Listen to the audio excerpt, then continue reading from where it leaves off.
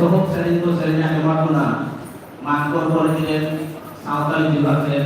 প্রথম তৈরি হতো। এরপর স্বাগত ভাষণ প্রদানের জন্য অনুরোধ জানাই আমাদের মানকর কলেজের অধ্যক্ষ মহাশয় ডক্টর সুকান্ত ভট্টাচার্য মহাশয়কে।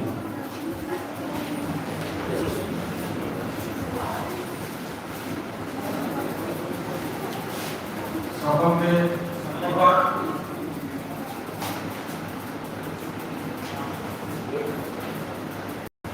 আমাদের আজকে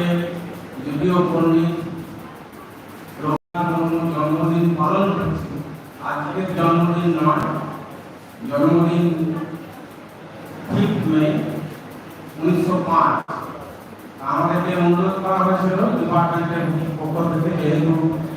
কলেজে ছুটি চলছিল, ছুটি নয় ঠিক অনলাইনে ক্লাস স্টার্ট হয়েছিল আবার, তারপরে আমাদের অনুরোধ এসেছিল বিভাগের পক্ষ থেকে যে আমরা যেন অনুষ্ঠানটা পরে করি, সেই মোতাবেক আমরা অনুষ্ঠানটা আজকে করতে পেরেছি। সাঁওতালি বিভাগকে বিশেষভাবে ধন্যবাদ। যে টিচার রয়েছেন আমাদের সামনে অন্যান্য শিক্ষকরা, মঞ্চে উপবিষ্ট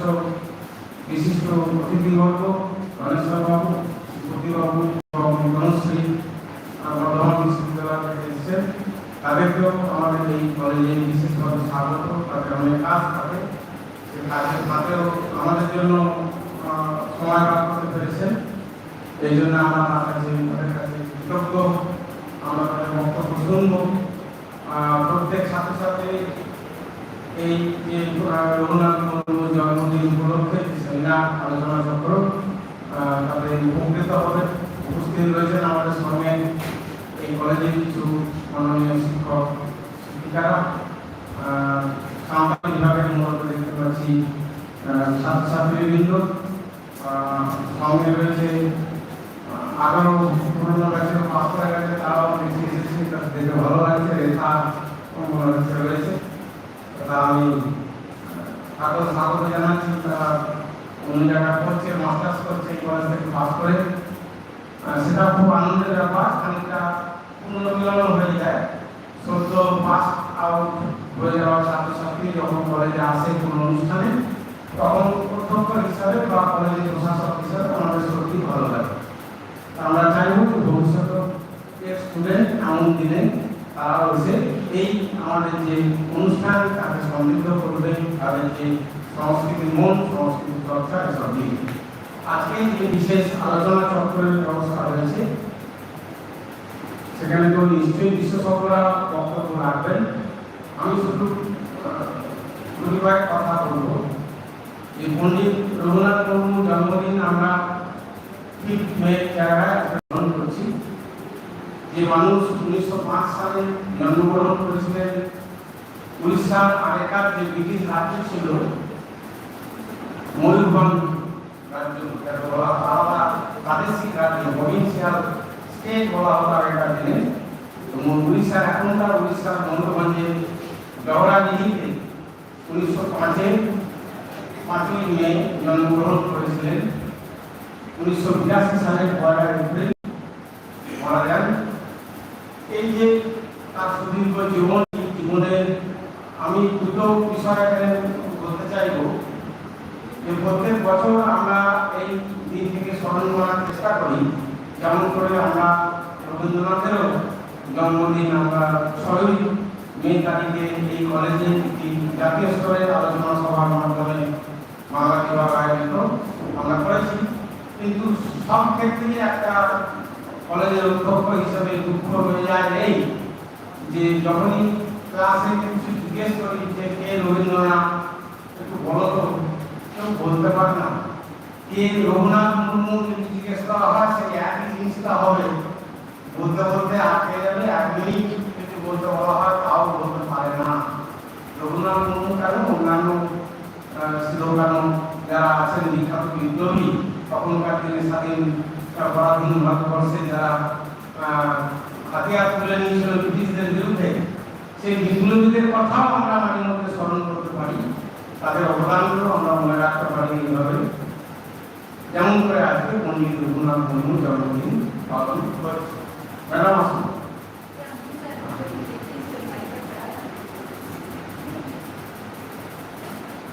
দুটো বিষয় এখানে বলবো বলছি যে 1905-এ জন্ম যে মানুষরা আর 1925 সালে যে মানুষরা হাত ধরে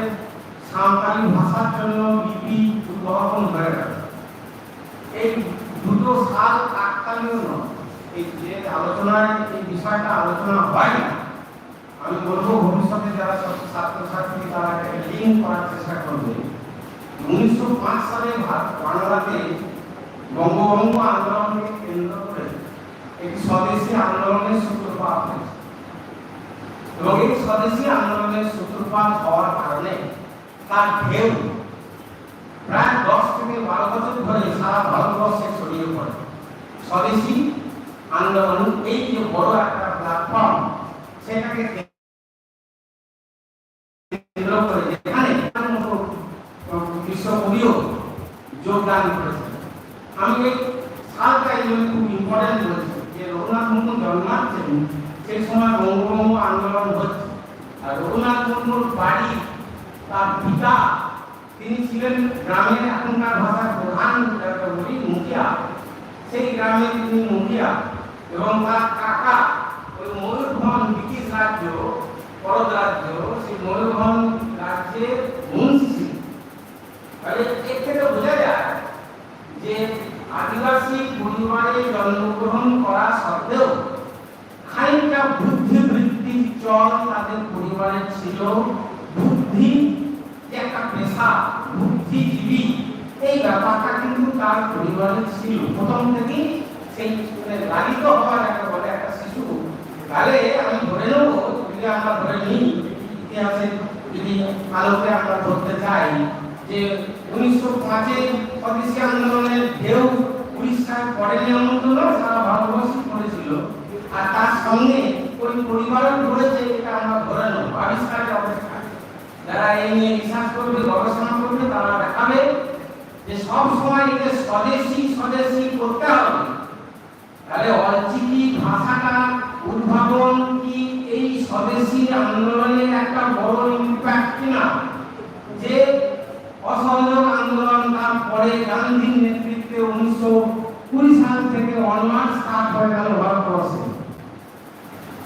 চৌরিজা কাহিনী, তারপরে অসহযোগ আন্দোলন, সেই পর্বে 1925-এ অলচিকির আবিষ্কার। তাহলে এই যে একটা আমার ভাষা, আমার দেশ, আমার জায়গা, আমার যে জাতি, তার নিজস্ব একটা ভাষা থাকলে এই যে আইডেন্টিটি কোশ্চেন, এই যে পরিচিতি মানুষের, এই বিষয়টা আমি লক্ষ্য রাখতে বলছি যারা ভবিষ্যতে গবেষণা করবে যে ভারতের স্বাধীনতা সংগ্রামের সঙ্গে কিভাবে পণ্ডিত রঘুনাথ মুর্মুর জীবনটা তৈরি হচ্ছে। একদম স্বাধীনতার যে প্ল্যাটফর্ম, সেই প্ল্যাটফর্মের ভেতরে পার্টিসিপেট করে তিনি কিন্তু এটা করছেন, এটা কোনো কাকতালীয় কাহিনী নয়। তখনকার দিনে আমরা বিলাসী দ্রব্য বর্জন করতাম, এমন তো হতেই পারে যে আমরা বিদেশি ভাষা ব্যবহার করব না, আমি সাঁওতাল, আমি আদিবাসী, আমার নিজস্ব ভাষায় আমি লিখব, আমার নিজস্ব স্ক্রিপ্ট থাকবে, লিপি থাকবে, এটা আমার দাবি। এবং সেই দাবি 1925 সালে ওনার হাতে উদ্ভাবন হলো। 1977 সালে ঝাড়গ্রামে উনি সাঁওতালি ভাষা চর্চার জন্য নিজস্ব একটা বিশ্ববিদ্যালয় গড়ে তোলার কথা বললেন এবং বললেন ঝাড়গ্রামে। সেটা এখন কি অবস্থা আমি জানি না, যে ঝাড়গ্রামের মানুষ আমি বলতে পারবেন। তাহলে একটা মানুষের এই যে জাতীয়তা বোধ থেকে কিভাবে এটা ভাষার গোড়াপত্তন হয়ে যাচ্ছে, এটা কোনো কাকতালীয় ব্যাপার ছিল না। আমি চাইবো আমাদের ভবিষ্যতে ছাত্রছাত্রী যারা একটু গবেষণা করতে চাইবে, মাস্টার ডিগ্রি করার পরে, তারা রঘুনাথ মুর্মুকে ভারতের জাতীয় সংগ্রামের আলোকে দেখবে এবং অলচিকি ভাষা, অলচিকি যে ভাষা এবং লিপি, এই যে আবিষ্কার, যে উদ্ভাবন, ওই যে পরাধীন ভারতে হলো, এটা নিশ্চয়ই একটা কারণ। ছিল সেটা আবিষ্কার করার অপেক্ষায় আছে। আমি যে লিটারেচার পড়েছি সেটা ফাইন। আমি চাইব যে ভবিষ্যৎ প্রজন্ম এই নিয়ে কাজ করবে। আরেকটা জিনিস বলবো, তুলসী অত্যন্ত ভালো প্রেজেন্টেশন করবে, এটা আমার মনে হয়েছে। আমার সঙ্গে চেম্বারে অনেকক্ষণ গল্প হলো, ম্যাডাম খুব ভালো বলতে পারবে, মানে ভালো বলেন। আমি ওনাকে জিজ্ঞেস করছিলাম যে অলচিকিতে শব্দ কটা আছে, উনি বললেন মাত্র 36টা। আমি জিজ্ঞেস করলাম যে 36টা শব্দে কি সাঁওতালি ভাষাতে আবেগ, দুঃখ, বেদনা, যন্ত্রণা, সাহিত্য সব প্রকাশ পায়? ভদ্রলোক করে গিয়েছিলেন 1925 সালে। তাহলে 1925 থেকে আজকে 2022, নিয়ার ওয়ান সেঞ্চুরি, এক শতাব্দী হয়ে যাচ্ছে এই অলচিকি। আমরা কি এইটা জিজ্ঞেস করবো না যে রঘুনাথ মুর্মুর পরে কে কি করলেন? এই অলচিকি ভাষা যে প্রবলেম গুলো আছে, যে কথা হয়তো দেখা যাচ্ছে যে ওই স্ক্রিপ্টে সবটা প্রকাশ পাচ্ছে না, তাহলে আমাদের কি কাজ? সেই ভাষাতে আরো সংযোজন করা, নতুন নতুন শব্দ যোগ করা, দরকার হলে অন্য ভাষা থেকে নেওয়া, কিছু অসুবিধা নেই। এখন বাংলা ভাষাতে প্রচুর হিন্দি ভাষা চল হয়ে গেছে। একজন মাননীয় অধ্যাপক বসেছিলেন, ফেসবুকে দেখলাম যে অনেকটা বাংলা লিখেছেন, তার সঙ্গে লিখেছেন একটা কি ঝুটা। এই ঝুটা শব্দটা দেখছি বাংলা করে তিনি লিখেছেন। ওনার মনে হচ্ছে যে এই শব্দটা ঝুটা, এই শব্দটা এই হিন্দি শব্দটা বাংলা ব্যবহার করে একটু বেশ জোর হয়েছে, তো উনি কিন্তু ব্যবহার করেছেন। এই যে ভাষার যে আদান প্রদান, এটা করতে হবে। আমার ভাষায় যে শব্দটা নাই, অন্য ভাষা থেকে নিতে হবে। আমাদের যে বাংলা ভাষা কি তাতে নেই? আরাবিয়ান আছে, মোগলি ভাষা আছে, পর্তুগিজ আছে, হোলান্দাজ আছে, ফরাসি শব্দ আছে, আছে ইংরেজি শব্দ। এই প্রচুর শব্দ নিয়ে আজকের এই বাংলা ভাষা এত সমৃদ্ধ হয়েছে। কারণ আমরা যখন সাঁওতালি ভাষা চর্চা করব, তখন আমাদের খেয়াল রাখতে হবে যে কোন শব্দটা নেই। সেই শব্দ যদি আমাদের না থাকে, আমরা অন্য শব্দকে যোগ করব, করে আমরা অলচিকি যে ল্যাঙ্গুয়েজ তাকে সমৃদ্ধ করব। আমি চাইব যে ভবিষ্যতে যে আমাদের ছেলেমেয়েরা এখান থেকে পাস আউট হয়ে এমএ করবে, পিএইচডি করবে, অধ্যাপক অধ্যাপিকা হবে, আশা করছি কেউ না কেউ হবেই। যেভাবে লেখা হচ্ছে আর কি, আমার তো মনে হয় ওই কলেজের প্রথম হয়ে যাবে। তা আমি চাইব যে কেউ না কেউ এই কলেজ থেকে পাস আউট হয়ে অধ্যাপক হোক। চাইব যে এই যে গবেষণার কথা বললাম, এই যে জাতীয় সংগ্রামের সঙ্গে রঘুনাথ মুর্মুর সম্পর্ক উদ্ভাবনের কথা চিন্তা ভাবনা করবেন এবং সাঁওতালি ভাষা তার নিজস্ব অবদান রাখবে। শুধু এইটা আমি চাই না যে ওই কারা 100 বছর ধরে লিখেছে আর আমি পিএইচডি করার সময় ওখান থেকে এখানটা দিলাম, সাবজেক্ট দিলাম, এখান থেকে কপি করলাম, করে আমার পিএইচডি হয়ে গেল। Not good. আমি চাইবো মৌলিক রচনা। তোমার সমাজে অনাবিষ্কৃত হয়ে আছে কত কি, মৌলিক রচনা করবে, তবে আর একটা পণ্ডিত রঘুনাথ মুর্মুর জন্ম হবে, গরু গরুকে হবে। সেইটা আমাদের খুব দরকার। আর একজনকে হবে, এই আর একজন খুব দরকার। বাংলাতে দেখবে একটা বড় সাহিত্যের ধারা আছে। রবীন্দ্রনাথ 1941 সালে পরলোকগত হয়েছেন, তারপরে কি বাংলা ভাষা থেমে আছে? নেই তো। সুনীলনাথগুলি সেই সময় পড়ো না, দেখতে পাবে বাংলা ভাষা কি বিপুল ভাবে সমৃদ্ধ হয়ে গেছে। পরে পরবর্তীকালে জীবনানন্দ দাশের কবিতা পড়ো না, দেখো রবীন্দ্র কালে যারা এসেছেন,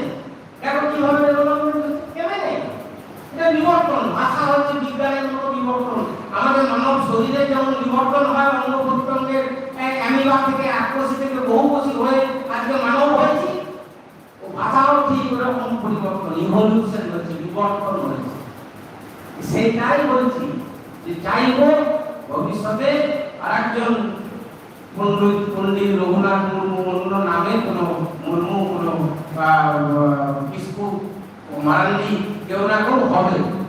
ওই গুরু গমকে হবে, এই আশা করে, এই আশা রেখে সকল ছাত্রছাত্রী এবং শিক্ষক শিক্ষিকা যারা আছেন প্রত্যেককে শুভেচ্ছা জানিয়ে আমি সংক্ষিপ্ত বক্তৃতা শেষ করছি। নমস্কার।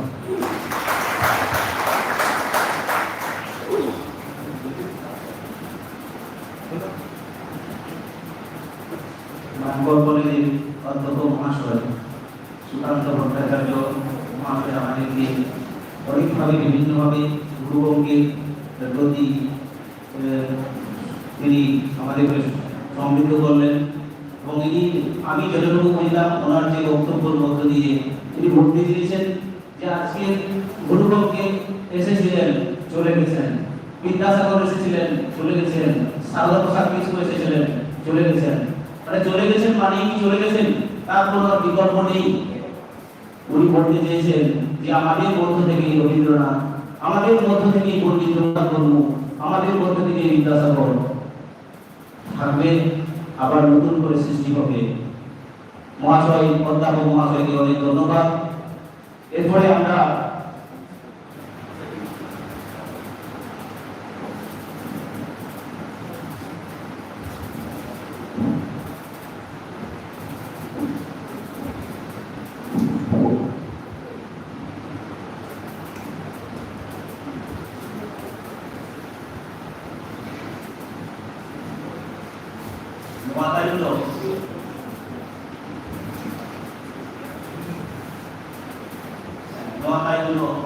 aku nuang kalau kata dia kau ini lah sebelum bagi dia orang deh এখানে কিন্তু আমাদের অতিথি কর্মচারী যারা আছেন তাদেরকে আমাদের মানকড় কলেজ সাংবাদিক বিভাগের পক্ষ থেকে একটা ছোট্ট উপহার দেওয়া হবে। উপহার তুলে দেবো ওনাদেরকে। উপহার তুলে দিচ্ছে আমাদের মানকড় কলেজের শিক্ষার্থী ছাত্রী এবং মনিকা মিশ্রা।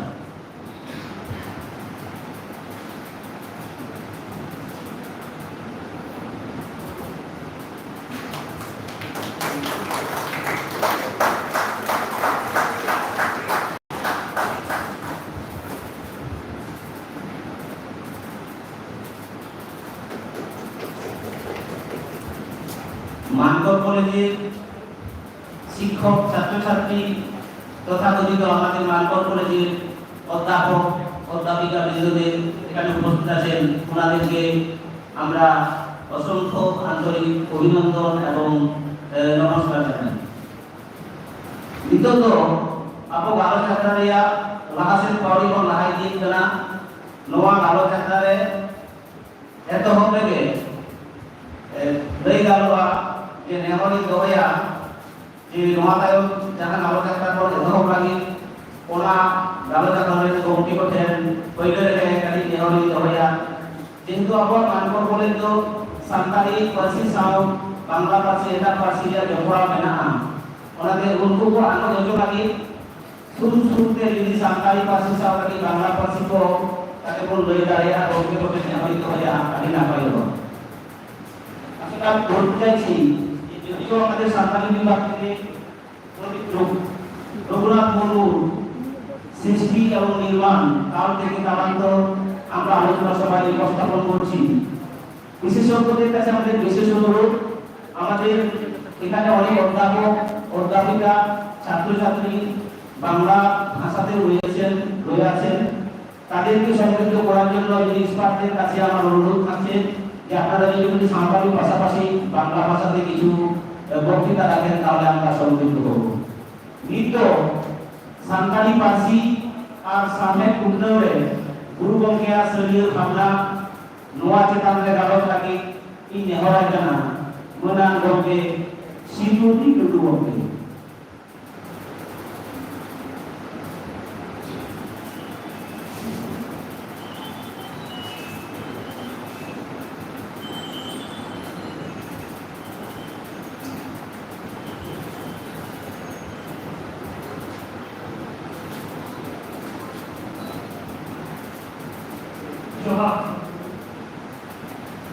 নমস্কার। আজকে এই রাজ্যস্তরীয় আলোচনা সভায় আগত প্রিন্সিপাল স্যার, প্রোগ্রাম স্যার এবং অতিথিবৃন্দ, সঙ্গে ছাত্রছাত্রী সবাইকে আমার পক্ষ থেকে জোহার, নমস্কার। আজকে আমাদের যে সেমিনার পণ্ডিত রঘুনাথ মুর্মুর জীবন এবং সাহিত্য, সেই বিষয়ে আলোচনা হবে। পণ্ডিত রঘুনাথ মুর্মু সাঁওতালি সাহিত্যের একজন উজ্জ্বল নক্ষত্র। ওনার আবিষ্কার অলচিকি যে হরফ, সেটা সাঁওতালি ভাষার জন্য সাহিত্যের ক্ষেত্রে বা ভাষা বিকাশের ক্ষেত্রে সেটা ব্যবহার করা হচ্ছে। আজকে এই আলোচনা সভায় পণ্ডিত রঘুনাথ মুর্মুর যে দর্শন, ওনার যে চিন্তা ভাবনা, ওনার যে সমাজ সংস্কারের ভাবনা, সেই বিষয়ে আমি সাঁওতালিতে আলোকপাত করার চেষ্টা করছি। তেহেনা যাহা গালমারাও পণ্ডিত রঘুনাথ মুর্মুর জীবন সাউহেদ কালিকাশ্রী নরেনা এত হোপে মিটবার কথা বাংলা লেখার যে বাল যে নয়া শরীর নয়া তো চেত করা শরীর মানে তো যাহা বিগল ভাবনা খাটো ভাষাতে যদি বলি বিকল যে শরীর মানে কিন্তু বিগল ভাবনা যাহাই মানবতার বলতেয়া সে যাহাই অনড়িয়া যাহাই কবিয়া আবার যাহাই গাথুরিয়া তাকা আমরা হুইপ করা সাঁওতা আলো সাহেব বাবা আবার দিশমের লর্মি কো বাবা উনিয়া উইহার ভাবনা ওকালকা তাহেকার তায়া ওনা তো সাত রাখাতে তেহেনা ইয়ে গালমারা বেনা সাতান্ত তোমরা শরীর যখন দিন গালমারাতে আইমাগান কাকা আমাদের হিজুবা আইমা লেখানা কাকা হিজুবা কাকা রাপাচা পর লেখা রাপাচা কাকা রাপাচা নোয়া রাকাত দো স্বাভাবিক জিনিস সাবধানিয়ে কোয়া সে গাথুরিয়ে কোয়া তারপর গালচিয়ে কোয়া কমি তো হিট করা ইনিট করে মানবতার কোয়া কমি সব থাকে সে ওনার না পর্যালোচনা সমালোচনা করা আর রংচনা সব সাথে কালাতে উনি মানবতান সে মহতান বলতে যাহা কবিতাশ্রী ওনার না এসে ওনার না লক্তি চেত করা ওনা আবর বড়াই নাম করে তো নোয়া সব সাথে চেত করা নববর্ত হক আটমাশা লই দরকার সব সাথে যাহা তো লইগা সমালোচনা আবার ক্রিটিসাইজ নোয়া সাহেবকে একটা হিস করা মেনখান সান্তালি সাহেবকে নাগাঙ্গ যদি কোন নিয়েলা তাহলে কোন নিয়েলা নোয়া সব সাথে সাহেব সে সমালোচনা সাহিত্য নোয়া সান্তালি সাহেবকে নিথবি উনকা ভাগ তো বলি মিটবা অনলিয়ে को सब साथे को करावे करे हो मेनखान आइमा प्रोफेसर को आइमा बतुइए को के सब साथे बाबत से धारणा के दरकार আগে আগে চোখে কিছু কিছু অনলিয়ে को साहेब को सिर्जना हुई दारे जहां कहनी हुई दारे जहां रुकी कहनी हुई दारे बनखान जहां अलग है समालोचक से सब साथे जीवा कमी तो ওনা যাহা সাহেব और करना ওনা না উগি বড়ি পিছে ওনা যদি যাহা বড়ি মেনা কারণা সাত টাকা মেনখান মিতু অক্তর হইল কনা প্রফেসর লেখান ভাগ কহ ওনা কাহিনী কার সমালোচনা করতে উনি অনলীয় को সমালোচনা মেনটা উনকুটে হওয়া সব সাথে সে ক্রিটিসিজম না ধারণা পুস্তক সহিত করতে তো ওনাকে যাহাই করতে হেনা তোমার বাংলাকে আনন্দা নাপাটি কুইরা তখন পেতে সব সাথে চেক করা আর তেহেনা ভাই কালমারা নোয়া কিন্তু সব সাথে কেতান মেরে অধিকার के हाथ साथे ना সব সাথে মেরে চেক গুরু গঙ্গে পণ্ডিত রঘুনাথ মুর্মু जहां कभी कोई कमी नहीं चला जहां कई उइहर करा जहां कोई सिरजो हटाओ करा ओना को सब साथे नहीं करा सब साथे माने অক্তাও বাংলা ᱟᱹᱰᱤ ᱦᱚᱲᱜᱮ ᱥᱚᱠ ᱥᱮᱴᱮᱡ ᱢᱟᱱᱮ ᱚᱠᱛᱟ ᱠᱚ ᱵᱮᱱᱟᱣ, ᱚᱠᱛᱟ ᱢᱟᱱᱮ ᱦᱚᱲᱟᱜ ᱵᱟᱹᱲᱤᱡ ᱯᱟᱸᱡᱟ, ᱢᱤᱫᱴᱮᱱ ᱦᱚᱲᱟᱜ ᱥᱮ ᱢᱤᱫᱴᱮᱱ ᱡᱤᱱᱤᱥ ᱨᱮᱭᱟᱜ ᱡᱟᱦᱟᱸ ᱛᱤᱱᱟᱹᱜ ᱵᱟᱹᱲᱤᱡ ᱢᱮᱱᱟᱜᱼᱟ ᱚᱱᱟ ᱵᱟᱹᱲᱤᱡ ᱪᱟᱨᱪᱟᱣ ᱫᱚ ᱦᱩᱭᱩᱜ ᱠᱟᱱᱟ ᱚᱠᱛᱟ। ᱟᱨ ᱥᱚᱠ ᱥᱮᱴᱮᱡ ᱫᱚ ᱦᱩᱭᱩᱜ ᱠᱟᱱᱟ ᱵᱷᱟᱜᱮ ᱟᱨ ᱵᱟᱹᱲᱤᱡ ᱱᱚᱣᱟ ᱵᱟᱱᱟᱨ ᱫᱤᱠ সমান ভাবে আলোচনা করতে যাহাই সব সেটাকে দেয় মুচত মিটার বিষয় এমা যে নোয়া যাহা অনুযায়ী করা কথা নোয়া ভুল হওয়া কথা সে ঠিক হওয়া কথা ইজে মনে লইলা নোয়া লঙ্কা হই লেট কেনা দেন মিটার ভর বিষয় ওনা করি পুরা সব সেটাকে সমান তো পণ্ডিত রঘুনাথ মুর্মু সাংবাদিক বলছিল কি অলচিকি আকারে বেনাও হয় সেটা বেনাও হয় ওনা দিয়ে নাগাম লো আদি ঘরতে বাড়ায়া এই আমার সনাত করে বাড়ায়া পণ্ডিত রঘুনাথ মুর্মু যখন কুড়ি দুয়ারে দায়িত্ব নেয় গিটার দুয়ারে দায়িত্ব নেয় ওনা অক্তরে যখন স্কুলে পাহাড় চালাতে নেয় কুড়িয়াতে পাড়াও হওয়া সান্তান গিয়ে কুড়িয়ে বাই বুঝতে দাঁড়িয়ে কেনা ওনা তো অলপ পাড়াওয়া উনিয়া মনে বাং হয়েছে কান পাড়া এটাই স্কুল বই চালায় तो उन्हें उनको बुझाओ के गया बाबू स्कूल तो चला में स्कूल में किसी दिन सरलन खांगे हमें उस दिन करेगा ये और जहाँ को वाला उन्हें कहो हमें पढ़ाई भी करेगा नौक का लेकर आते हैं और पढ़ाई चला लेकर पहले जहाँ अनाथ होती हम स्कूल के चला कामयाब करेगा आयम दाराम भी करेगा उन्हें अनाथ आके सौदेगा पण्डित रघुनाथ मुर्मू मिट्टन अभी निकुमान से ओना को ले डालेगा ओना तो है ना ऑल मेहनत तमा रोड मेहनत तमा धर्म मेहनत तमा आम को मेहनत ऑल एम आत्ले रोड एम आत्ले धर्म एम आत्ले आम को नॉन भी कभी गड़ी सरियर या कथा करा फिलोसफी का मतलब रविवार कथा ना आता दार्शनिक चिंता भावना नोड़े ना आता था चलिए ऑल मेहनत करना रॉड मेहनत करना धर्म मेहनत करना आम मेहनत और तो चेक करना नो ना कुटी को जहाँ को हल कराना कुटी को ना को नहीं ना और रॉड जहाँ का वो रॉड है ना भी करना रॉड धर्म तो चेक करना धर्म तो भी करना साधु अंतर में मुझे नहीं करा धर्म तो भी करना जहाँ हमें धारा होगा नहीं हमें धारा होगा नहीं जहाँ हमें सात होगा नहीं हमें कुछ विश्व मरता है सात होगा उन्हें भी करना धर्म तो नौ धर्म में ना आज नौ को पहले जिनिस में ना तेरे आम में ना जे हिलो हमें कॉलेज आगा जे हिलो हमें रॉड आगा जे हिलो हमें धर्म में आगा ऐ हिलो तो हमें गुरु मार्ग कमा हम लोग चेतन से जो हर को लेता भी आप बड़े में चला हम लोग हर को लेता नौ तना शरीर का कथा है मैंने कहा बोली मैंने तो कुबले ही तो अजरा में भी भाई ताले की रुपना तो भी बड़े काम है ना ये सांता को आपको कौन को आएगा रॉड को आएगा धर्म को आएगा कोई डालेगा दुनिया जहाँ सभी दुनिया जहाँ दूरदर्शी का नौ दूरदर्शी का तो कौन रघुनाथ मुर्मू विजय युग लेगा सांता को पालेकर को पापा करेजो आकुआ धर्म को आएगा आकुआ रॉड को आएगा आकुआ ऑल को नितुआ अक्टोरिया कैथोलिक बोल जाला 2022 साल में सांता जहाँ धर्म में तो हम भी बात ठीक करना कपड़े को ले जा सांता को सही धर्म कपड़े को ले जा सारना धर्म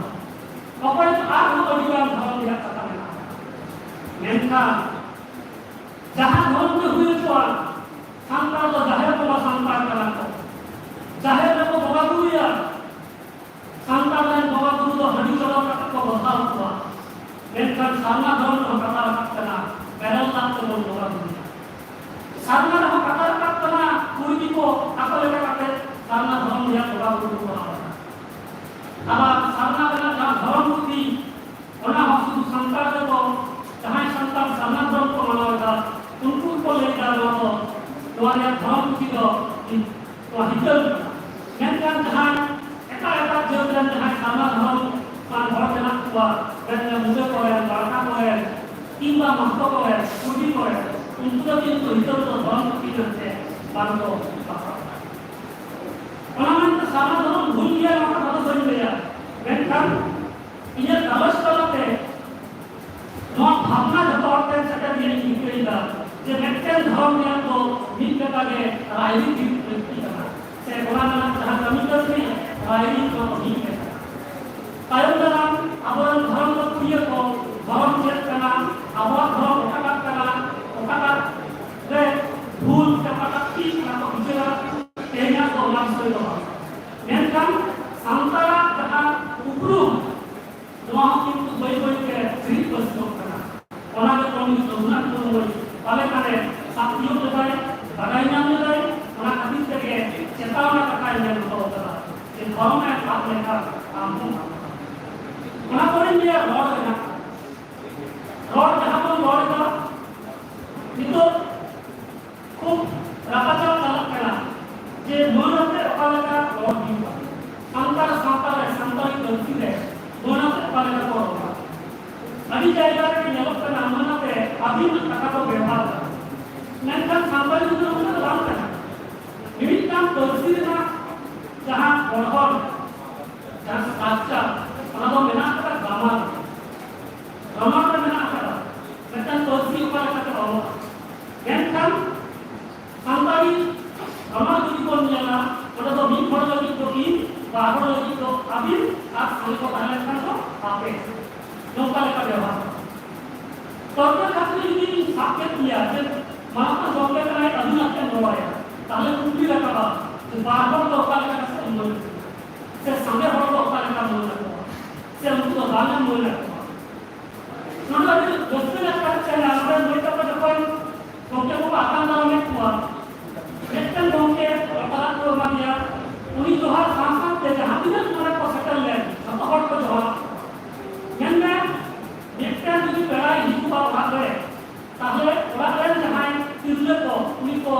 জোহারায়া উনি জাহাই পেরাই মেটেলা ওরা সাংসাতে জাহাই গুরু হর को দেখো পারে না আয়ু বারাবারি ভগবান বলি বাবা বারাবারি জাহাই को পারে না उनको को জোহার করা তোমাকে আবার সন্তান को সেবা সন্তান को দর্শন মেনে লোকের লাগি আবার সামগুন কাটা লোক কানা তোমার রড দেবা তোমার আচার ব্যবহার করে বহুত কাম আবার তুমি এই জামা ঠিক আছে চলো তুমি সাথে দাও আবিন মেনতে এই সামতা ধরা কথা নাই মেনখান কথা করে যখন আগুন না পায় তুমি কিন্তু অলিন নিজে তো অলিন না আর নিজে তো নিজে মনক করা নয় কিন্তু বাত করা নিজে মানি কেলে অলিন না বাত করে কান্দার সন্তানে অলিন অলিন না করতো বাপলা से बापला से जहां को जोड़ा उनको को सलाह के खास में काते अभी दोबारा अब आबो और देखो पुराना व्यवहार तो नौका लेकाते अब आप सावधान या जहां जोन और भेगा ना मुझे हुई हुआ तारे काटे पंडित रघुनाथ मुर्मू सहयोग कर सुना अभी तो है अब अधिभक्त को ले लिया যে বাংলা पंडित रघुनाथ मुर्मू फैसला के नवा अधीन का पता है खंडों की को नवा दिखाते आधा खंडों का लक्ष्य जनक तत्व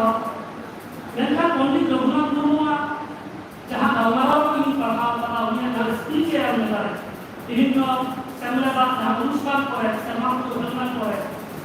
ओका जायगा हम गाड़ी नाम करा कि पंडित रघुनाथ मुर्मू अलीम तबीम दुआ का लोग लेकर के व्यवहार जहां तक के पंडित रघुनाथ मुर्मू लेक्चर है हम कराए सब जायगा में तीन आम दुआ का के व्यवहार करा जहां तो पहला रहा कोई तो लेकर के अपनी समान तो नौका का नौ महीना रॉड तो वो रॉड हम नौका लेकर के हिंदी पसीनो करता है अपर तो मिघर में आदमी ने लड़ाई करना है अपर तो आम ने लड़ाई पहले की संसार माता ने बन बन और रॉड करते हैं ओका का आचार व्यवहार के जहां का मूल सदर गलत करना जहां व्यवहार करते उनका लगा के जहां ये रोराई का उन्हीं युग मार के गंगे सदुई आदान खातों उमर दुआ को पता रोड करते उन्हीं विलियम रोड होता है ये हाथों ओका को नहीं दिख पड़ा उमर ओका को नहीं दिख पड़ा गंगे बेसियम को दुआ के बोले ᱱᱚᱣᱟ ᱜᱮ ᱨᱚᱲ ᱠᱟᱱᱟ ᱥᱟᱱᱛᱟᱲᱤ ᱯᱟᱹᱨᱥᱤ ᱡᱟᱜᱮ ᱱᱚᱣᱟ ᱢᱤᱫᱴᱮᱱ ᱯᱚᱸᱰᱤᱛ ᱨᱚᱜᱷᱩᱱᱟᱛᱷ ᱢᱩᱨᱢᱩᱣᱟᱜ ᱡᱟᱦᱟᱸ ᱵᱷᱟᱵᱽᱱᱟ ᱛᱟᱦᱮᱸ ᱠᱟᱱᱟ ᱡᱮ ᱚᱞᱮᱢ ᱟᱫ ᱞᱮᱨᱮ ᱨᱚᱲᱮᱢ ᱟᱫ ᱞᱮᱨᱮ ᱫᱷᱚᱨᱚᱢᱮᱢ ᱟᱫ ᱞᱮᱨᱮ ᱱᱚᱰᱮ ᱚᱞ ᱨᱮᱱᱟᱜ ᱠᱟᱛᱷᱟ नितो कठिन गया और मैंने तो वाला पंडित रघुनाथ मुर्मू ये लिखो करा सांताली पार्सी रे नाम सांताली रोड जहां चिठी के वाला जहां चिठी दो देश दिसों में देश विदेश में सब सांताली के तो बढ़ावा दे सांताली पार्सी रे नाम जहां सावे और करा नित्र हो बांग्ला चिठी देवनागरी चिठी रोमान चिठी और चिठी तमाम चिठी के और करा पंडित रघुनाथ मुर्मू संगीन जहाँ उइहर उन्हें जहाँ दासुई चिंता के नुना चिठी के जो भी मैक्टर पार्सी मैक्टर साहेब चर्चा ताहले ना साहेब ना पार्सी हवा मुझे लो अभी बड़ी बहुत लगा उन्हें पे मैक्टर पार्सी साहेब भी आजाते हवा मुझे लगा उन्हें पार्सी बैठाए थे असुलो एना अल्फा मजाई हुआ उन्हें पार्सी बैठाए थे चर्ची मुक्ति देना सुयोग सुविधा पाली हुआ आपने खाना वाला पार्सी है वाला पार्सी तो व्यक्ति चिठी है और ये तो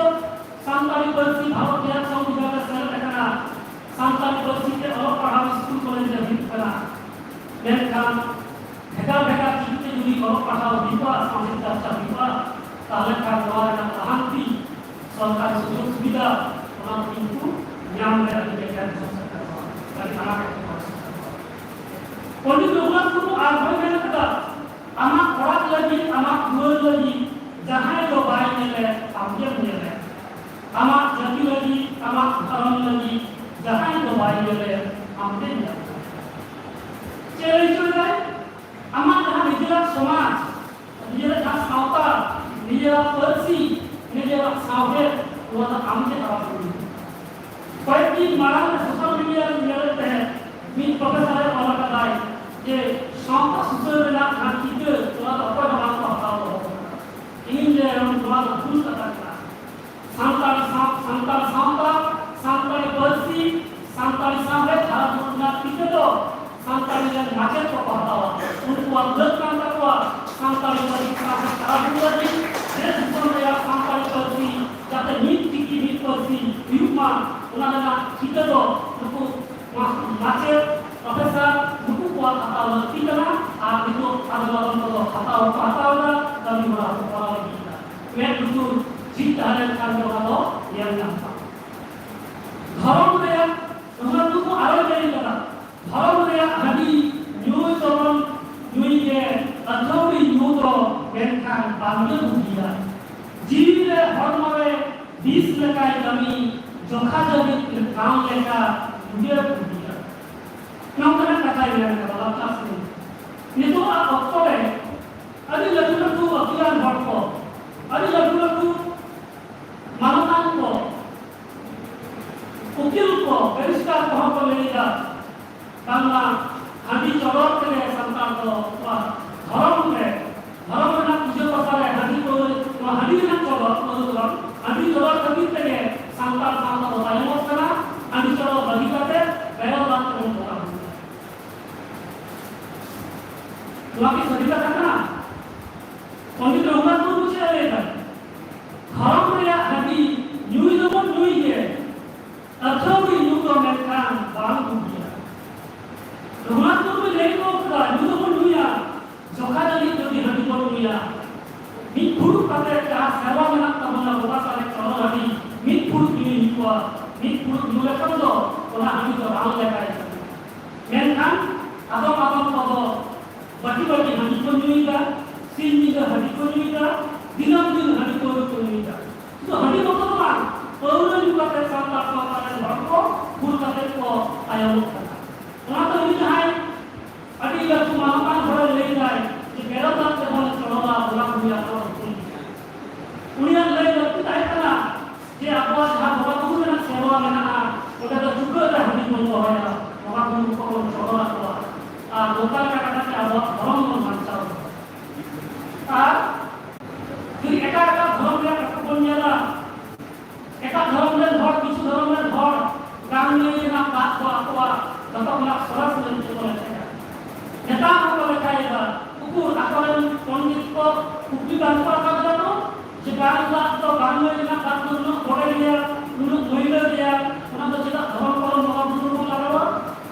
Sedai kena head ko aku orang be, aku semua be. Doa betul. Sekarang dia dengan kata sebab nak kuno nak kena. Kalau orang orang orang berpas. Maka ko berhal dia. Menkan apa berhak apa semua ko tahu berdua apa semua ko lah. Kenapa? Karena jangan serius dengan jangan kata bela kata. Jangan cinta bawa abang kudu ko paham kau. Jangan cinta bawa kata abang semua ko bela kau kata. Orang itu harus stres dia. Suatu abang nanti kan orang buat dengan jangan akil, orang buat lagi jangan met maksa, orang met maksa apa kan ada cara. Kalau kan ke awak semua awak sahabat, awak kursi, awak senang ke hal itu. Nongkana, aymanan, समाज सुसर भावना वाला काका जाति धर्म बंचा वाला काका अब लाहान भी वाला काका जहाँ लेका जतो हर जगह अजवा जे आबवा परसी आबवा साहेब आबवा समाज वाला लाहान का बंचा उन्हें लगी दुनिया आयमान का काका को और तो कदा उन्हें को बोली जमुनान बंधुआ ढाला चाकरें उन्हें जहाँ इधर कुछ ना कदा apa dunia jahas sampai posisi orang kata orang kau yang salah Pondok Jombang itu Amerika jadi gaman terkait dari itu orang tu berkata jangan ayu dekat dia ho ini je cuma hak rawa jangan orang orang dia ho orang pergi makan Nono ni bagi jadi serius anak-anak jangan ayo dekat dia ho उन्हीं के चोरे हाथ आवा जाना road तो निकल रहे हो उन्हें तेरे माफ करना सेरा मेहनत खान परसी मान सराय का परसी सेरा मेहनत खान और मान सराय का सेरा मेहनत खान परसी मान सराय का परसी सेरा मेहनत खान और मान सराय का लोहारे जहाँ भैर लोहारे जहाँ गरीब करता उन्हें चेक करना जाना आयो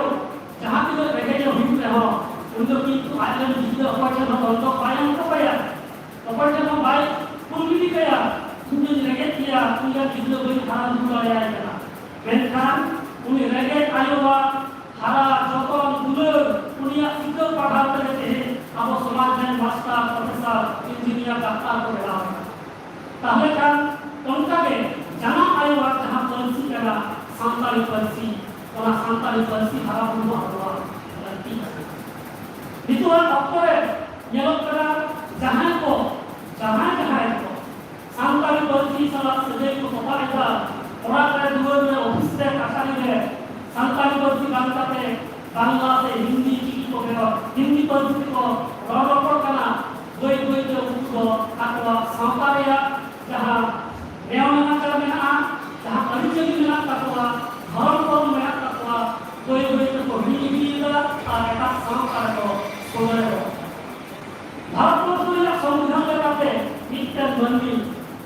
जहाँ का धर्म लगे जहाँ का समाज लगे संकट में साला रहेगा इनका निजेरा बंदी होटो बाते निजेरा दिन तक चाहे चला आए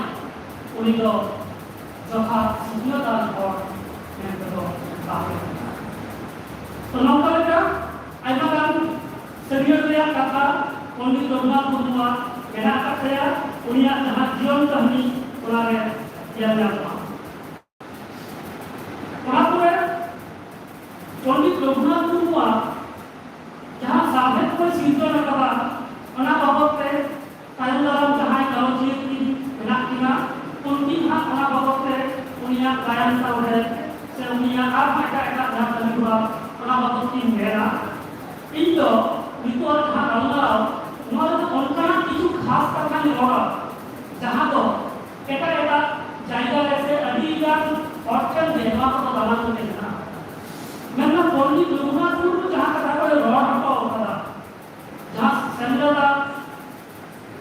sama tu helmet boleh sendiri kata, orang pun jahah kata kalau orang apa kata, orang apa kata ke, mitra kata tehnya bawa akar apa yang salam soalnya. Pondit Raghunath Murmu jahang uiher je unat ponot re Bihar, Bengal, Assam, Odisha, Nepal, Bangladesh habi abaran bharatal ko henak kuwa. Nuku mekkan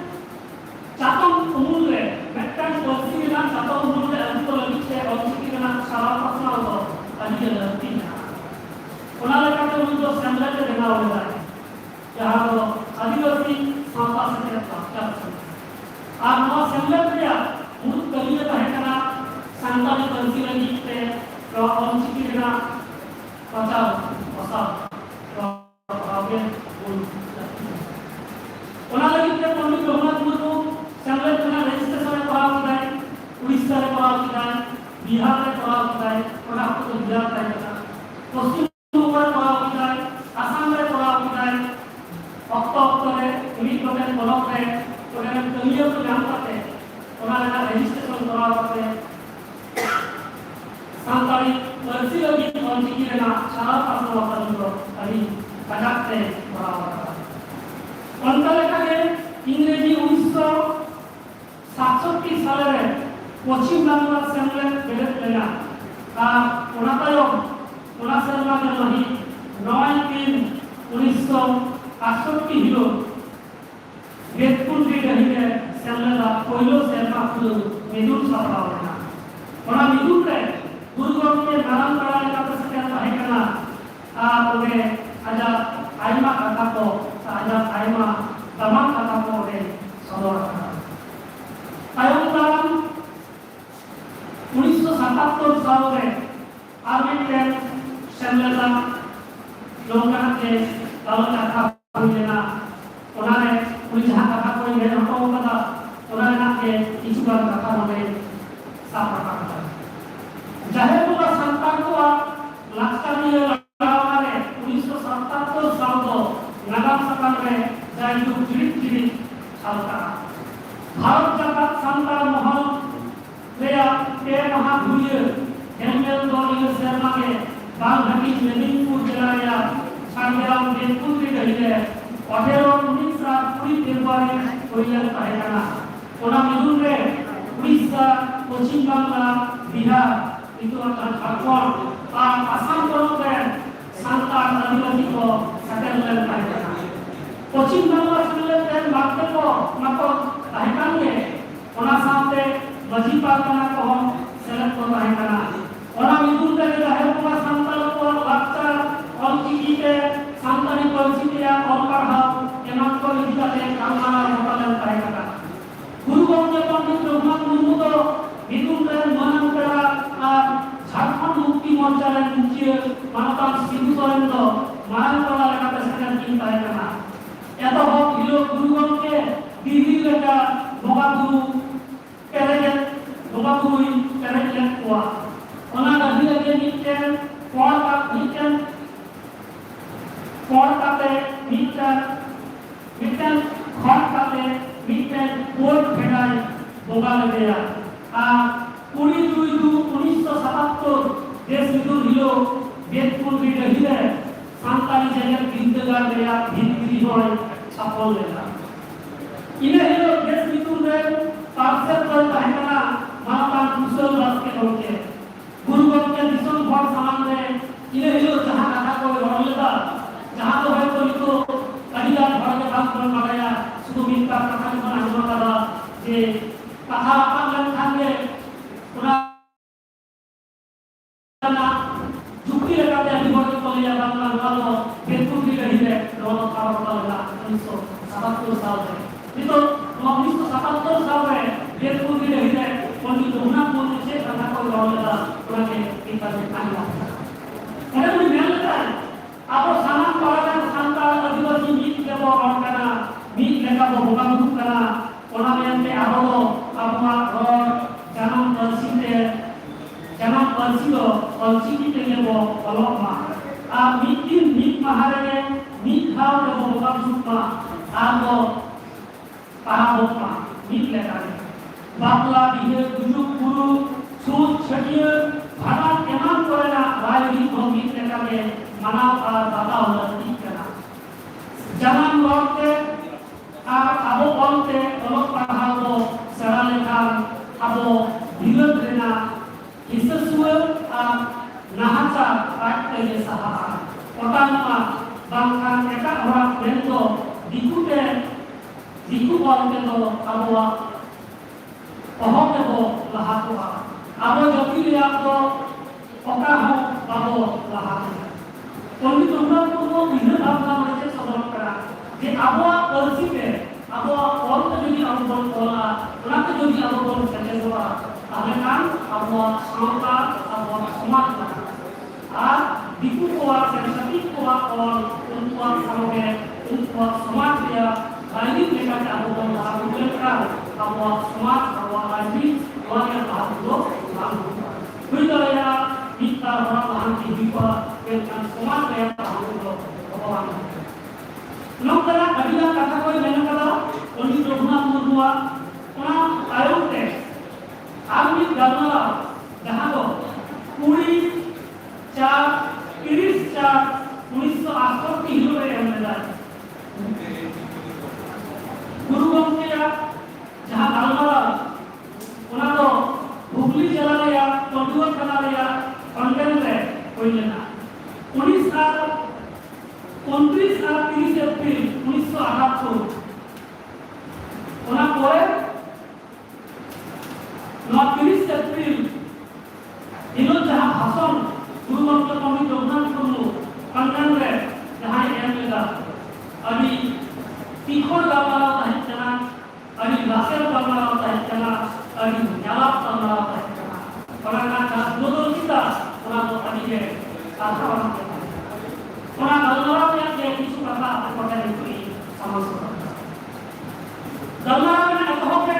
ওটা পিলেলা যাই কো ওনা বিকু করা যে পণ্ডিত Raghunath মুর্মুকে Ali আবেন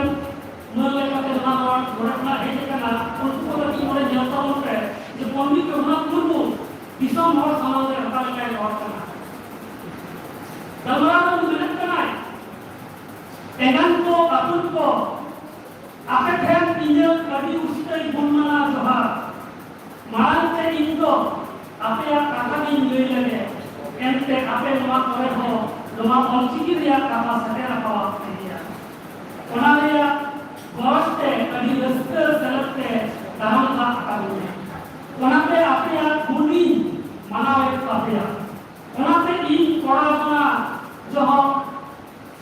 Undial moral selma marangre nomor to mi dhamin kara ini kara tobe unal atu to boi kara kara biyo akre ho khalin paro ini kara nombate hukuli bodhoma birbhu sette hante bihar disam bhabi hor hokon ko nyal bon lagte ni bisomun kara lokal kata itu apa jerena smartphone रे देश विश्व रे दुनिया रे को hit करा खतम बड़ाई गाया करा ओकरे से हिट करा मेनका जहां अक्तरे पंडित रघुनाथ मुर्मू आजा सिंजोर करा आजा कोनी बड़ा प्रश्न करा बुझो लगा हुआ जे ना अक्तो या समाज चित उना अक्तो या सामाजिक जहां अवस्था आकार करा है 1905 में जो भी जाना करा 1925 में जो सिंजोर करा 1942 के बापर की साहब चर्चा लाए তাহলে খান ভারত ফুটবল মারাঙ্গিয়া যাহা ভারত যাহা অবস্থা ওনার না পরিপ্রেক্ষিতে উনিয়া ভারত উনিয়া জানাও উনিয়া সাহেব পরিপ্রেক্ষিতে মা বুঝোয়া লাগতে না তাহলে খান উনিয়া তিলক মারান শরীয়ত বিদ করায় তিলক বড় দার্শনিক করায় উনি বুঝোয়া লাগতে এটা বড় নাম করা দার্শনিক ওনাদের যে দার্শনিক ওনাদের যে চিন্তা ভাবনা সেগুলো লিখিত আকারে তার কিছু ছড়িয়ে পড়েছে সেজন্য আমরা আমাদের বড় বড় দার্শনিক বলে থাকি কিন্তু পণ্ডিত রঘুনাথ মুর্মু ভারত স্বাধীনের আগে 1935-1940 এই সালগুলোতে বা এই সময়কালে উনি যে দার্শনিক চিন্তা ভাবনা করেছিলেন উনি যে ধরনের কথাবার্তা বলেছিলেন যে লেখালেখিগুলো করেছিলেন সেইগুলোকে আমাদের সংগ্রহ করতে হবে এবং সংগ্রহ করে সেগুলো যদি আমরা পর্যালোচনা করি বিচার করি তাহলে আমরা জানতে পারবো যে বিদেশের নাম করা দার্শনিক দেখতে পণ্ডিত রঘুনাথ মুর্মুই হোক সাধু রামচাঁদ মুর্মুই হোক কিনা কোনো অবশ্যই কম নয় আজকের দিনে আমাদের প্রয়োজন এই সমস্ত আমাদের যে সে কথাই আমি সাঁওতালকে বলছিলাম। तो उन्हें उन्हें जमाना आज में ले चला उनके हो कि जेल का कोना नवा करे तो अभी नेता के को कहे करना तबे कथा रे आजमा हमते को लिया बीरभूम पाठा करे से हमते संताल पाठा पाठा करे आले दो सेदाई लोटे के को उठुगा हमते बांग्लादेश से उनते पर लोटे लोले हेते करना अब चेत लगी हेते करना बांग्ला अभी कुछ ओनाते असूल जम लेकर लेके देखना नोरे जहां की पूरी भाषा को हारे नारे ले न्यामबाड़ा का उइहे भेज दिया और बंद हारे कोन हारे कना अब तो नील तेलबोन भेज दो कना अब नगाम या कथा हो नेले कान पढ़ाओ लेखान बुझो बोल ओका नितोरा नितो को मेहनत करना पंजाब दिसोम कंदाहार दिसोम ले को सेरेंज हो मेहनत करना कंदाहार हो रासाय सेरेंज करे कोना सेरेंज करे हो अब लगाम बना कथा बोल करे अच्छा पंडित रघुनाथपुरला चिंता भावना उनिया सरिया बना कथा ले लेखा नौकना आइना जानना वाका मेटन हुडिन जानना वाका रे उनिया कथा ले तो अभी मुश्किल दिया इधर तेरे बांग्ला में जहाँ विषय जो उन्हें जहाँ चिंता भावना उन्हें आपे को कहीं सदो बेटा किंतु उन्हें जहाँ कमी हो जहाँ उन्हें रोड जहाँ शरीर पर क्वेश्चन तो नहीं लगा बेटा उन्हें आपे चिंता भावना से लगा आपे कहीं लोका करते उन्हें जहाँ शरीर की भावना उन्हें होता सबसे पड़ेगा उन्हें अपना बहुत से नहीं पता है अब नासेना पक्का नता की बात करने लगी पंडित रघुनाथपुर को ले जावा भाषण करके लेकिन सेदाई यो या कथा सेंसस या कथा लेकिन जब अब भारत पे संताल की मेहनत हुआ तुरुई जेल हुआ जिनमें 60 लाख संताल को था मेनखान itu तो तेजियल हुआ लेकिन को ले हुआ ताले गति को उपाय ना नेने सेंसस में अब लेखा हो अभी कायदा करते अभी पोषण करते ना को कम को उनको जानना हो कोई जाने ना ना का तो मैं उन्होंने अब जहाँ सिग्नल अब जहाँ उम्र उन्हें जाते ठीक है कब लोग साफ होए ना कोई के लिए अब उम्र अगर अब संताल लेकर के गांव लेखा ताहले kan do सेंसस में लेखा को नेला कोई के अब लेखा को विचार करना itu waktu orang सेंसस में आइना होते आपको धर्म मुकुंद हिंदू को कलेक्ट करा सको व्यवहार तो अनिवार्य के जवाब मारा है मेनखान धर्म से चीज जो चेतावना अब बहुत अनिवार्य है अपना उज्जवल है गुरुओं के अपना का धर्म दिया और मेहनत करना धर्म मेहनत करना होने का और बात ले और बात ले धर्म में बात ले हम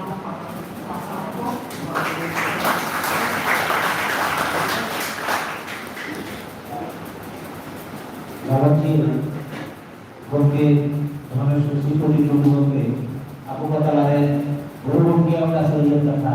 Orang Menak Tama Roh Menak Tama Harom Menak Tama Ampun Menak Oleh Madrele Roh Madrele Harom Madrele Ampun Menak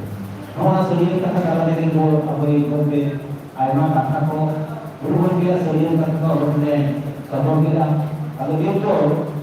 orang ini kontrol dulu kita ada saham ini kalau kumpul itu kalau kumpul ini jangan kontrol kali ke kumpul ya kumpul doa jangan karena kumpul ini apa jangan ko kumpul ke doa ya apa kumpul itu doa ya iba kumpul lagi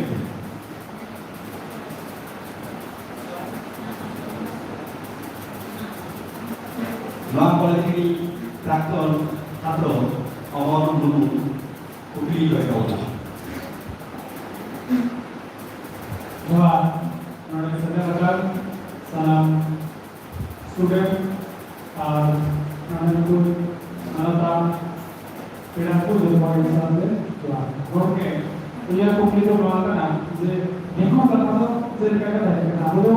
ओका दिन को किता है देखो कथा है और कुछ पेड़ा हो और उनका से देखो किता है ये बात है दिकुनो ऑपरेशन चला हमको दिकुनो डिपार्टमेंट आपा যদি নানান মেলা अब संतान का যদি নানান মেলা আমাদের জসমি है বীরগুরু বিশ্বরে आपा বিরবাস্ত মেলা আর संतान जहां शरीर में ना आत्मिक के नानान गुण ওনা তো ইতনা সহি কথা হয় अब तो शरीर हाथ से बंद रहा रहेगा का भाव गुण जहां যদি ঘর দাম বড় দিয়া पूरी एंड हो भी गया है जो दाल हुआ है ওনা সাথে আরো দিয়া চেনাই দাল মেনখান এটা এটা অর্থ দেয়া বাকি জয়ী দাল হয়ে গেছে কোর্টে কেস চালা হয়তো যাই সেন্সরি দাল হয়ে গেছে কিন্তু সাজা পায় না এটা আর শরীরতে বিস্ফোরণ হয় মেনখান আপনার সরকার একটা দিতে আছে ওটা কিন্তু যাহা নিতো হবে না আমাদের শরীর কথা হবে না যাহা হওয়া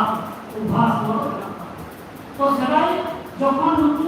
अब जहाँ शानदार कला को जहाँ सभी कथा को होगा सभी भवन को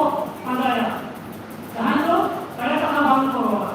नौकान भड़कन को कला लेगा नौकान भड़कन को सांप को कला लेगा जो कौन किसी का बड़ी मने आन हो उचित मने आन हो को करेगा जहाँ तो पहले कथा होगा जे ले जाए बात वीडियो हंसा ऑनलाइन में काय तो ले जा बात वीडियो सा होता है किंवा सिद्धू को मत को नाम मन पढ़ावा करे हो जहाँ दिन था बिना कथा बिना कथा जेलोंतन किछु कुचित मनिया भवन बड़ी मनिया भवन जहाँ शांता शांत को शांता सुसुपुर को सकल लेना आ उनको करे उनको रबड़ को तोले को तो उना अपना दृष्टिकोण को जो दिया हुई पड़ा जे हो जे शरीर चितान जहाँ को प्रतियो बनवा जहाँ करे का तोड़ा और तो मिश्रण हुआ उनको के दिकु में तो पकड़ा हुआ चाहे उनको महाजन हुई चाहे इंग्लिश हुई वहाँ कहीं तो ना कोई जो था और इन हाथ में कराया तो हमने अपने उनको के अपना ऊपर जो है तो संसार काम कर उनको डॉक्यूमेंट को आपको है को ले लगा दे उनको के डॉक्यूमेंट को लगा कर ठीक है अभी खराब हो गए क्योंकि आप तो दूसरा कोई नहीं देना अब पहली प्रकार की संतान सावताल असंतान मतलब अब तो जोटा खराब होगा क्या काम है ना पहली जगह को लेगा सावताल आवाज शांता उनका विषय पहले आपका असल आनंद के बारे में सावताल शांता और शांता मां को अभिमान में कहीं पूरी करनी है मां तो मतलब सेंटीमेंट करना चाहता है इन्हें ऊपरों की चित्ती सदन का ही दर्शन किया मां ने भाव बना करना अबे बना को जोड़ा बना ये तो आप शांता को लेगा सावताल को लेगा शांता को लेगा जो तो किया itu apa yang saat berarti jawab karena sangka atau yang kan apa hidupnya dari dalam dunia udah tuh sewa mata itu sewa maksud orang punya kata mana itu dia mana apa itu pasti apa itu mereka sewa orang sama apa sih problemnya jadi itu orang karena itu dibuka maka apa itu dia ada apa itu itu orang yang apa itu orang yang begini orang kena, orang punya telepon dia kena, orang pun saudara kena, mereka jokon, eka begitu. Abu apa kau orang dah, jokon mulai dah, mungkin dia mungkin tu, abu apa bhaave, abu apa sentiment, mana orang tu pada dia kena. Itu dah sangka, kalau kita hanya cuma orang kita tahu, tapi orang tu, apa yang dulu orang tu kena tu, ayam kan, mana teori tu apa kau ni cina. तो itu adalah itu sangka Indo sangka kuni Indo sangka kuni pokoknya loe kan banyak ada Indo sangka kuni Indo sangka kuni no loe dah boro jahannya tinggi orang tu kita berkata orang tu sangka ke dan kan itu apa yang kita sangka itu kita itu dia kalau sangka di dalam apa sih kita itu orang pun juga kalau sangka di Indonesia itu orang pun juga kalau sangka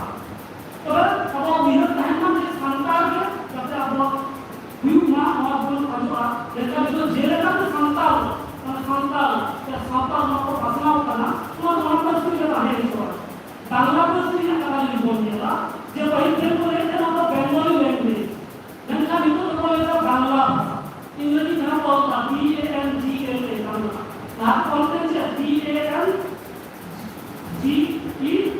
Bengali उसका conference तो आपको हम तो आपको group से बांग्ला में से विश्व ना दो बात में सदस्य नहीं ना से आपको कौन खोजता आपको पूरा संतान होगा संतान में से विश्व मिलेगा Sudah sama. Halo. Terus deh. Lihat.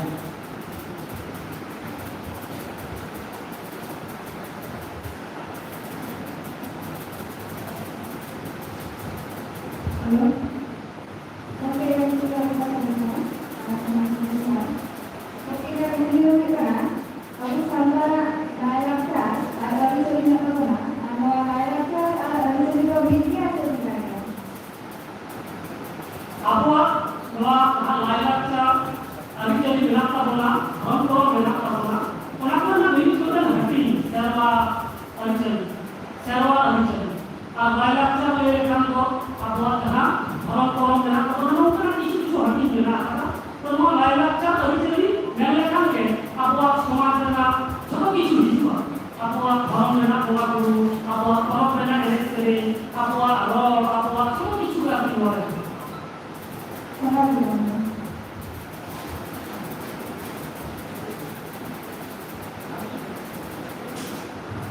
और भाई को बुकी होया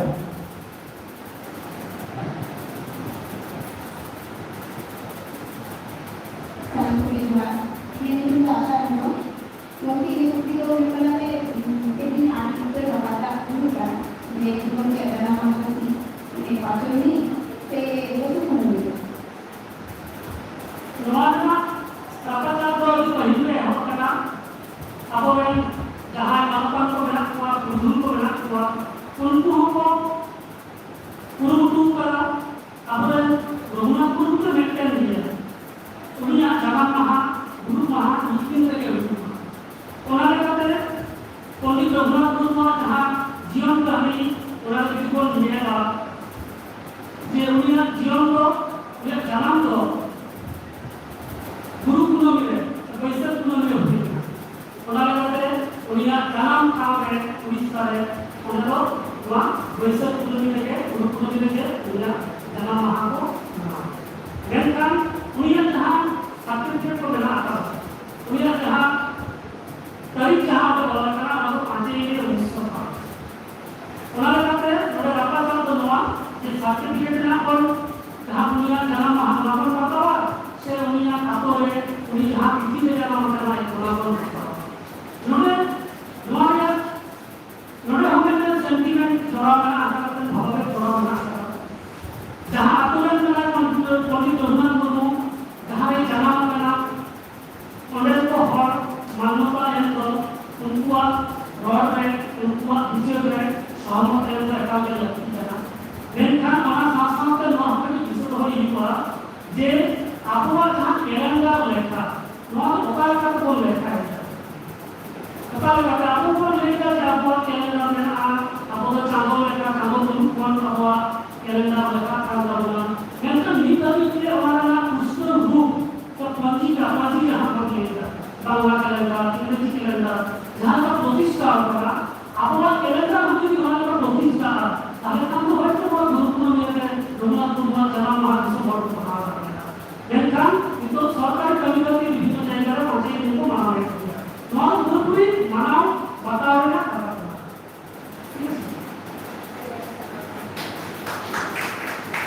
अच्छा मैं आगे करता आशा है कि दबाव में आपको कोई नहीं पड़ा ये पंडित रघुनाथ गुरु ने कहा आपको पूरी ले गया जब हम दुनिया में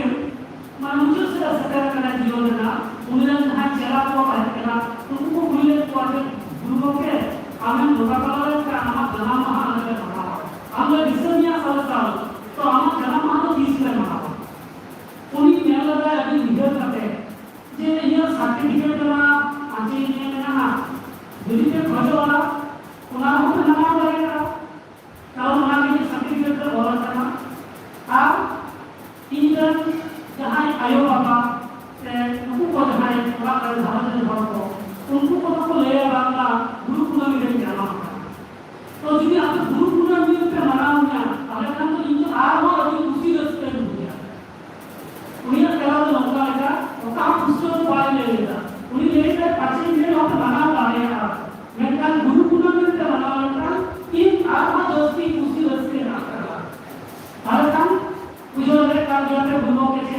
kena cek produk kan teh punya serius cek kan teh tuan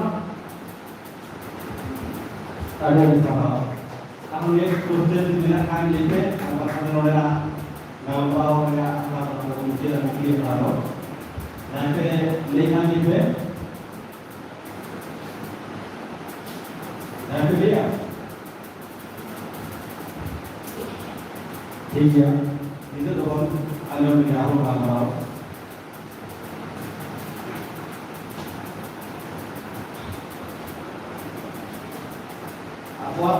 pwede kumpuli dia akan oleh caranya itu dosa sekali untuk bercela nuatan do ako kalau kita ini ya kalau dia sekarang do ciki pasti pasal ciki pasti pasal guru dia kayak dia nuat sekali kalau itu kalau dia dokter Bhubaneswar lagi mungkin mereka ini itu ya guru dia jangan kayak toilet yang dibutuhkan kayak tampure dari tahun hewan apa yang tergantung saya तो ना यार बिल्कुल मेरे civil अमल करती civil अमल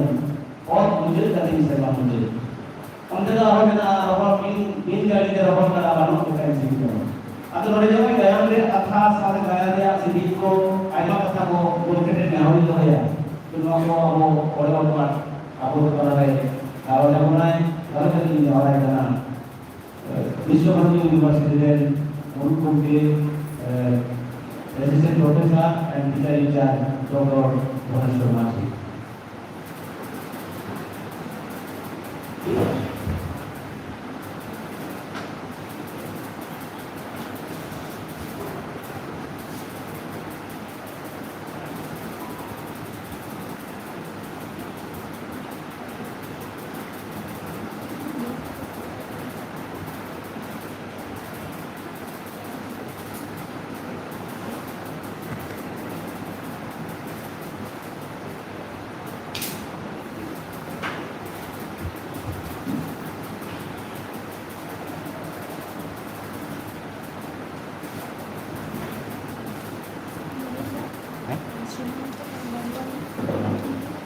ini tuh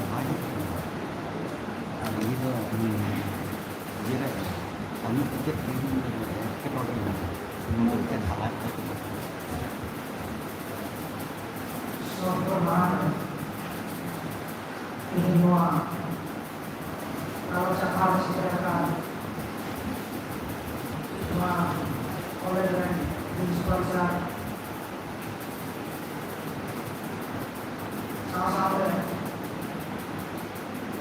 no oleh segera kita masih kita dibantu oleh masuk komisi kampung sampai ini kalau cakap ini sampai masih lebih dulu kami selisih dulu tapi itu sama dengan kedua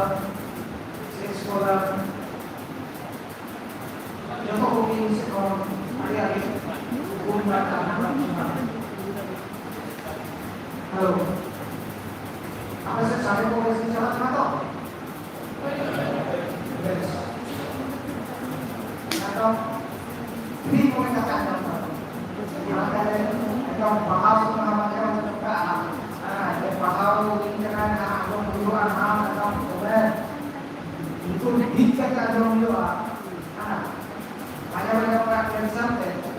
itu disebaya juga atau kita beli yang kau kalau nak kalau jam apa teko yang akan saya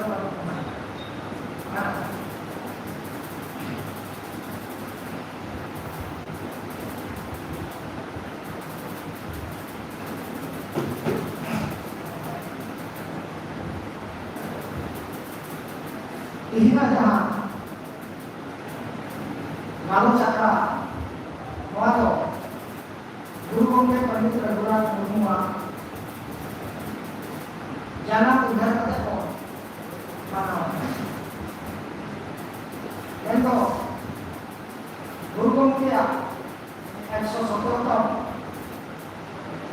जन्म वार्षिकी या उन्हें करते उन्हें जीवन क्या कठिनाई कमी आकाशी के तरह के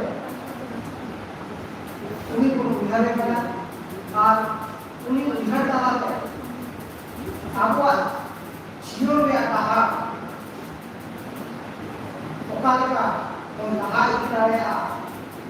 सुख के स्वरूप पे नबात है साफ साफ है मीडिया नियर साफ साफ है और धरती में कोई भी एकला वाला होना एकला तो आपको कहना रहेगा और सिंचन में सहयोग करना होना है उन्हीं कुछ बातें आपको इसो मेना मैं तो नीट और कम बात और कम पे हो उनका समय का है नीट लेकर चिंता भावना नीट लेकर पानी का सी नीट लेकर लातिया मोड़ो नीट लेकर लायलाचा नीट लेकर Anjali dan bahwa Tuhan memberikan kita Yesus yakti na jenis sup ke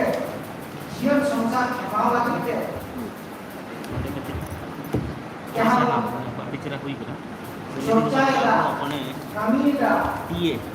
लाचाएगा dan iya उनको वो मिलकर bang aduh orang tu kan ke bagi kita समर्थन kita kerja मिलो मिसावत है ini dia jadi mungkin anu sangat berat kan mungkin dah dia mah dia tak ada dah kita kan semua jika apa mandi itu ini samadhi शिल्प नाम प्राण करते हैं जहाँ का शिक्षण के साथ आपको हम शिक्षण होनी चाहिए उनको कला के आगे इनफैक्ट शिक्षण के तो होते हैं अब समाज शिक्षण सावता को पढ़ाएगा सावता कला को पढ़ाएगा सावता कला को पढ़ा सावता समाज कमी कला के wah, jiwa kok, aku, kita jiwa kok, kalau mau ngapa, mau dia asal, minum jenis kena jiwa, aku mau orang lagi, hari ini karena kami pada dia konsisten sekali, nah pada dia hari ini karena orang ada ni, aku mikir इस्तीफा नहीं होना आप road पे ले उन आजों का ये लगा जहाँ आपको ज्ञानेंद्रिय का वो हो जाता है ना मैं रुकू मोचा है ना आता उन्हें तो तरह से जहाँ आपको ज्ञान हो आगे देना उन्हें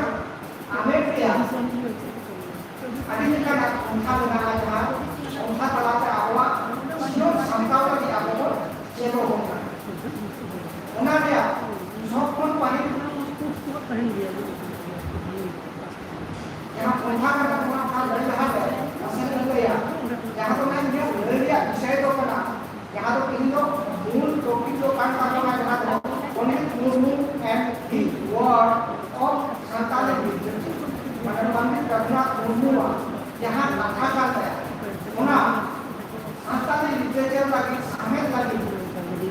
jika mereka menang orang kalau orang belum bisa dan kan orang yang bikin berasa bikin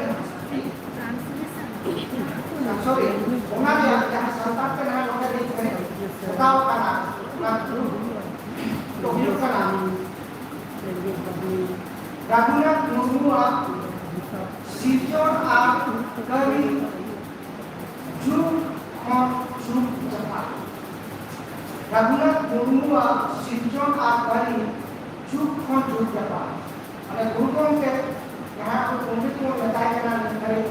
उपाधि क्या होता है मानव को नहीं बताते या मानव के क्या होता है उन्हीं या जहाँ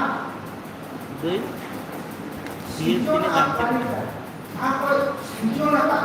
ये जहाँ कला था Una झूठ को झूठ क्या बात দিয়ে आज तीन में कमी किया মানে এমনি থেকে ইন্টারনেট ইয়ে kan kali ya ঠিক yang itu untuk lecture maka berarti itu apa sih dibikin aja itu kata tapi onak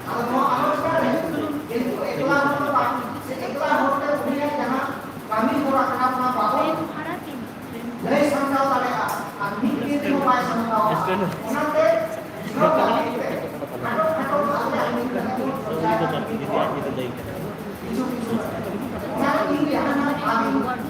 sangkau sebenarnya itu saya katakan citi ar parsi pasna we guru pongkia dia citi ar parsi pasna we guru pongkia yang Korea ini mana citi ar parsi mereka orang itu sosial terhubung Jawa semuanya semua itu kena santani parsi santani pasna we santani citi ar parsi pasna we guru pongkia dia guru pongkia ज्ञान उठाने का चाहिए यहाँ काम तुम्हें तुमको नुमे करना ये जोनो महान पालन का दुनिया ज्ञान उठाने का उन्हें कोई आपके चेक एनएम में ना उन्हें चेक उपयोगिता में ना उन्हें एनएम में ना अतीत पे कि आपको नित्य जोड़ जाएगा से उन्हें एनएम डाले के आपको उन्हें जहाँ हो रहा है ना होगा उन्हें लिखा कि आपको मोर आज ज्यादा हो कमी दिखा आज साव पे सावता लगी के कमी दिखा उनका भी आपको नीचे अलग साव पे सावता लगी पे उनका लगा कमी डालेगा उन्हें अपना डाले को नाम डालेगा नो आपको बुझाओया असम नीचे उसको करना है विषय का आपको किन्हें नहीं बुझाओ तो डाले आपके करना से बात उन्हें तो पूरा लिखा पे आपके चेष्टा ये उन्हें चेष्टा आपके आप होगा है ना यहाँ तो ना बैंक सेक्रेटरी होगा और तो मम्मी या भूल भी करा देखो जी तो हम को दूसरा दवाया बीच समय में भी टिकाना को चिंता कर रहा है नोटे ना ले लिया तुम्हारे बारिया भी पिया मैं तो गुरु को क्या जहाँ किया होना चिट्ठी और पार्सी करा चिट्ठी पार्सी बोले चिट्ठी और सामने तो हम इधर चिट्ठी और पार्सी और चिट्ठी और सामने बोले पूछो तो से चिट्ठी और पार्सी और सामने तो उनको मीट साव देखी को ताहेगा और लगती मिला कटुआ अनुकुआ बेगोर मीट साव पे वहाँ पहले दिया कि डेवलपमेंट बाहर निकलने से बाहर नहा रहे आ से बाबू लगा रहे आ अतो सामने पाता जैसे तो चर्चा बात हमें क्या विषय ये नहीं रहा orang pasti jangan rasanya itu untuk mulai lagi dengan jangan aku antar departemen kita dengan यहाँ अच्छा मेन सराय कर सकता जब विधि चरण सदारे के कौन से दुनिया साफे हुए जहाँ ना ज्ञान को या अच्छा मिला उन्हें आपको लगी के उकाले का एनएम करना उन्हें पाटा तो कोई साफ सकता है इनको नहीं साफ सकता kita वार्षी चिट्ठी से उन्हें वो तो दुनिया अधिकार कथा ताला तो जहाँ में ना समय तो दुनिया जहाँ बिना समय दे वो लगा उन्हें सोलो सत्रों का जहाँ बुद्धि नहीं करी आओ ज्ञान तया उन्हें जहाँ वो लगा उन्हें पाटा तो ना इन होती साइड की होई दोसा दुनिया जहाँ तो वार्षिक पाटा ना पानी चला है हाँ वार्षिक और चिट्ठी पासना लगी थे उन्हें पाटा में साफ जाते हुआ टॉपिक दोहरे मूल उद्देश्य में हुआ नहीं करना या आपको चिट्ठी और पार्सी लगी के उन्हें जहाँ कमी मिला उन्हें आज एकलाते उन्हें करे कमी डालेगा और नीट ओना जिनिस नीट तो आधुनिक युग में नीट खरीद लगा है करना पासना लगा करना डेवलपमेंट लगा करना ओना पीरियड रे नीट तो आबुआ उन्हें ये कौन चिट्ठी डालेगा यहाँ तो आपको निकोन में क्या विजन है ना मिशन है ना 2025 को मिलेगा एनओ नवा को मेरे का निर्धारित हो माने आपो पूरी 100% आउरी को पासनाव दाड़े माने चिकी साव तो हतो चिकी साव तो परसी के आओ एके तोड़े मेना ओना बुझाव कते जाते आपो ओना मिशन को पूरा दाड़े और ओना मिशन पूरा लेखन आपो निजे हम जहां स्वार्थों में इच्छा को में है ना से लक्ष्य को में उना को भूल रहे जाते सावता या इतना हुलो और सावता या लहान हुलो खान नवा उन्हें नवा बुझाव लगी ते आपो सामने बुझाव लगाओ और उन्हीं उका पीरियड में दोनों के ना आप उनका पीरियड में भाषा के क्षेत्र अवस्था और परिस्थिति रहेगा तो वे जब उन्हीं जहाँ कमी हो रहा आपको कम भूमि करेगा आपके आपको उनका काम कमी करेगा इन्हें पे आपको बेनिफिट को रखा बनेगा उनका लेकर आपको इंप्लीमेंट कराया से उन्हीं लेकर आपको उनके बहुत बुरी करते आपको अपना मिशन को पूर्ण करेगा जानी कि बनाया वो संताल पारसी अभी हमारे पारसी के नाम आपको संताल की आदिवासी के नाम kan निश्चय भी आदिवासी के नाम में kan वो आदिवासी और पारसी को आदि की हिंदू kan आदिवासी के नाम कोसा की सुयोग करना जोखन की वो मेरे का संताल पारसी को बोंगा पारसी करना बोंगा आराम करना माने जोखन की आपको सिचो के कथा सावताले कथा या जिनिस मूल में यदि को चला करना मौखिक कथा को साव के गीत से हम अपन को लगा के करना अब मौखिक या जहां अब ग्रंथ का तबना ओना तो सामाजिक सांस्कृतिक राजनीतिक आर्थिक धार्मिक जतो रूप में कथा जहां सुबह तबना भिन्ति बातें तालाते अब जहां पुराण करना अब आदि ग्रंथ करना जहां तो फोक लिटरेचर दिया ना मूल करना सृष्टि के मूल मंत्र करना ओना जिनिस जहां बिनती बाखे ओना तालाते कोई बढ़ाएगा या आपो when जहां आदि वंश आदि अपना पिलचू हुई जहां तो भंगी रूप में की जन्म की नाथा उनकी ओना लहानिया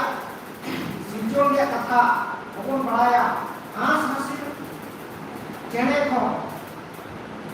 उनकी ना बारिया भी को पिलचुआरा पिलचु बारी ओना लहा आंदोलन चला करना बिल्कुल है ये हास हंसी को काम में है ना इनका Thakur Thakur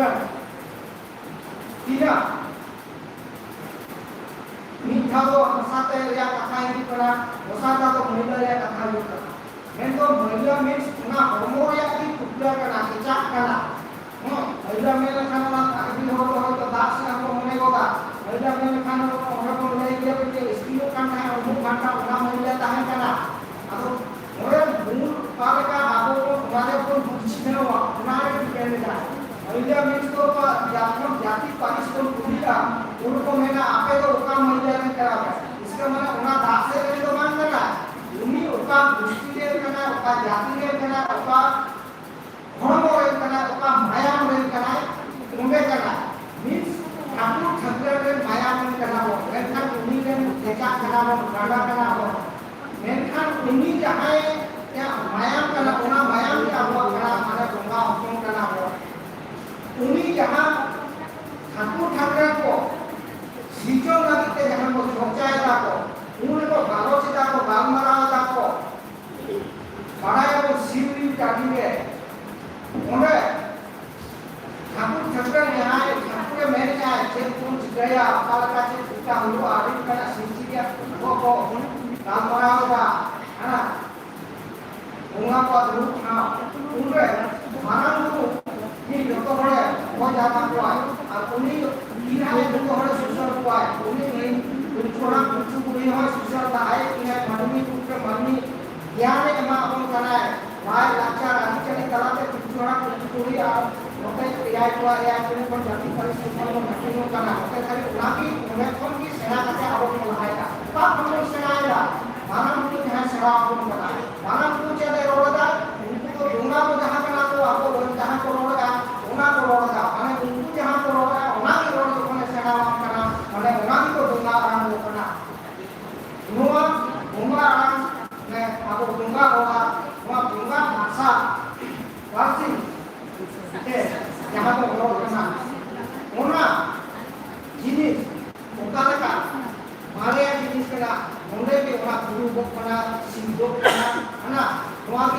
asal jenis kena. Karena mare pasti nito ni hale menganwa 19वीं शताब्दी खन abo चर्चा खन एहोबेगा ol tolga menkan nomo sariya kana abo binti re menaka je nit jaha ol tolga ena do lok sahib kon hor sahib kon ki kon olga se jaha binti bakheya katha kon samtare jaha ko abora napam ko gare abu ka ona jinis kon ki kon ola ka gabo nabon tumor gabo lagai gabo ona jinis yang jangan darai mina, orang darai tadi apa? Kon, ni kon oleh dah. Menkan orang dia nagar mu adi marang mina kakuna. Jangan tu apa? Jangan migration dia kata kala tu kon barai dah. Degree degree kon. Ehal kata, hos kamal harata, asangku. Mana tidak lekan jaga tu kon paslah wakana. Mana anthropological survey study likata, jangan anthropological पढ़ाई करना उनको संतानी भीड़ के उनको जोखन को नियम तापना होगा बुझावा script रे जहां है ना स्क्रिप्ट को जहां को असेंबली का उनको असेंबली खान उना स्क्रिप्ट के जहां करना हम सिंधु घाटी सभ्यता दादी को भेजेगा एना अमेरिकन इतिहास का को पूछेगा उनके खाली नियम छोका हुआ उना भी संतान भीड़ के नियम हुआ ओके ना कौन बुझावा है ये पुना मारे जिनिस का और पुना मारे जिनिस कान रे हो आबो उन्हें के विभिन्न समय विभिन्न परिस्थिति रे ओना दो माने सृजनीय ताराते हुयो कान अना से बिना कान और बड़ी को कान जहां सृजन रे के मूल जिनिस कना मानव बड़ी अना परिवर्तन रे जहां जिनिस असल जिनिस कना ओना जिनिस साव साव ते मनमी रे जहां कमी कसनी कराते मनमी कराते हो मनमी जीजिया रे करानो आदि के काना सर्वाइव लगी के जहां को एपेर हंडे बिना से जहां दुकु और बोल रे कथा उनकी लहर में आलोचना के साथ खाना श्रीपति को दया कोना हां ये ओने ठीक लड़े तमाम की माने और बात करते चाहे तो आप तो ठीक क्या कौन था पैसा ने कौन था उनको की दिक्कत को ही ना अब उनका हुई का समस्या करे नाम में बिना उना अब संसार भीते अपना नाम बदल को लगा बात को लगा खाना नदी के उना आपवा उना नीचे तक ना अब बाप उठो वाले का आदि खाटो अब सीनो को मने मेंखान एंथ्रोपोलॉजी रे जहां कॉन्सेप्ट करना जे ह्यूमन रे जहां सिचोर अना आदि मानव रे सिचोर उना सिर्फ एहो केम जे हाथे हाथे को लेगा मेंखान अब हम जहां साइंटिफिक मिला उना साइंटिफिक व्यू के बातो लगाए से अधिकार जिनिस मौका में ना जहां इतिहासकार से जहां लिखित समय पे आधुनिक युग में जहां तो लहाई ना को पढ़ाओ उनको आबो भीड़ के तो बाको ने आबो भीड़ को नेला आदो आबो भीड़ का तो नियामे ले हो ना तो कपाल के तो होएगा माने जतो जिनिस को बुझाओगे कि आदिवासी को कना उनको के लहावा कना उनको के हारावा कना उनको के बेनावा कना एम पे हो जे उनको कना मेल के तो लगाओ को बुझाओगा उना की उना जहां मॉडिफाई का को चेष्टा का को आसना जहां पेटेंट का आप उनका बता आपको मेल कते को सदो बता नहीं तो उन्हें की लड़ाई को मिला तालना हुआ ये आपको भीड़ के बिना आर्गुमेंट तालाते नापाय भीड़ के आपको है ना उनको वो बुझाओ करे को उन्होंने अपनी जिनिस करा भाषा या जहां पॉलिटिक्स है ना लैंग्वेज पॉलिटिक्स जहां को मिला उन्होंने और आपको सेना ठीक है ना लैंग्वेज पॉलिटिक्स कराते तो मैंने कहा है ना इतिहास बनाई नहीं जाती इतिहास बनाई जाती है इतिहास तो आप तो काय बना इतिहास तो बेना हुआ हां आम যদি বাম होला आम को रटो का आमा जिनिस आम का दे बाम रटो का मेनखान ओना तो इतिहास तो वाय देना ओना नितो गुरुगम के कान को सार उनकान को इतिहास भीत के तो बाम लिटरेचर भीत की लैंग्वेज भीत को होला मेनखान ओना हम के लैंग्वेज हिस्ट्री करना ओना हम के लिटरेचर हिस्ट्री करना तो वे काम नहीं आपको और या दाम या में चोचाय आपको आपको कंडीशन तारे साहस से आपको करना अपना तारे साहस के लहा से तारा लगी कि दुनिया को काम चर्चा ये उन्हीं उनका जिनिस के लेकर लहा रहता है जे तारे ताहे काम रहता है ये लहा रहता है काम रहता है और आपको के जे उन्हीं बिना या आपको भाव लहा रहता है से उन्हीं की बनु के हो इनका होने पास kon dare ko hatawa sina ko hatawa urgent me ko haija ar future re apor ko haija abwa ko ma jaha asol kami kara ona lagi dina noa chota kan और समय kon jokon यहाँ समय से kon laha kara और समय jaha kara abwa menga ko समय ko missionary period jaha ko na jokon missionary ko hikana ko ana world history karena ini tahun ke world history ya jahah karena mungkin pun ehok kate Amerika pun Europe एकदम दिल्ली को बिना करना उन्होंने या इस karena दूसरा उन्होंने परिपेक्ष से जहाँ की घटना घटा करना वर्ल्ड हिस्ट्री में ठीक उनका की इंडिया के अंदर घटना घटाना वर्ल्ड या मीटिंग सेना इंडिया के हाथ का मेरा उनका भी मीटिंग इंडिया के मीटिंग होगी इंडिया मेरा उन्होंने जहाँ आज को है ना भाषा भाषी जाति दिया जहाँ समस्या में ना जहाँ को खाई देगा को है ना सर्वाइव वाली जहाँ लगती के ना है ना ये इन डाले काम करे है ना इंडिया बेस हमारे उन्हें ताला ने दुनिया अब वो स्ट्रॉन्ग को हुई डाले आप लोग यहाँ के स्ट्रॉन्ग को स्थापित डाले आप लोग किनो मैंने कहते हैं ताहन खान उन्हें कहते हैं हिंदू ताहन डाले आज भी लाभी के ताहन खान को खिलाफ पसंद किया नौका खिलाफ खिलाते तो मिले नौका जाकर चला उन्हें पत्नी हम खिलाफ कते को राहुल दाम उन्हें को चला कते को है ना खिलाफ कते को राहुल आदो उन्हें सुबह आलो ही उन्हें लगी कि लाहा कौन संभव ताहन dia lagi para sedang dibina awalnya seperti awal सोचाएगा जाते निजे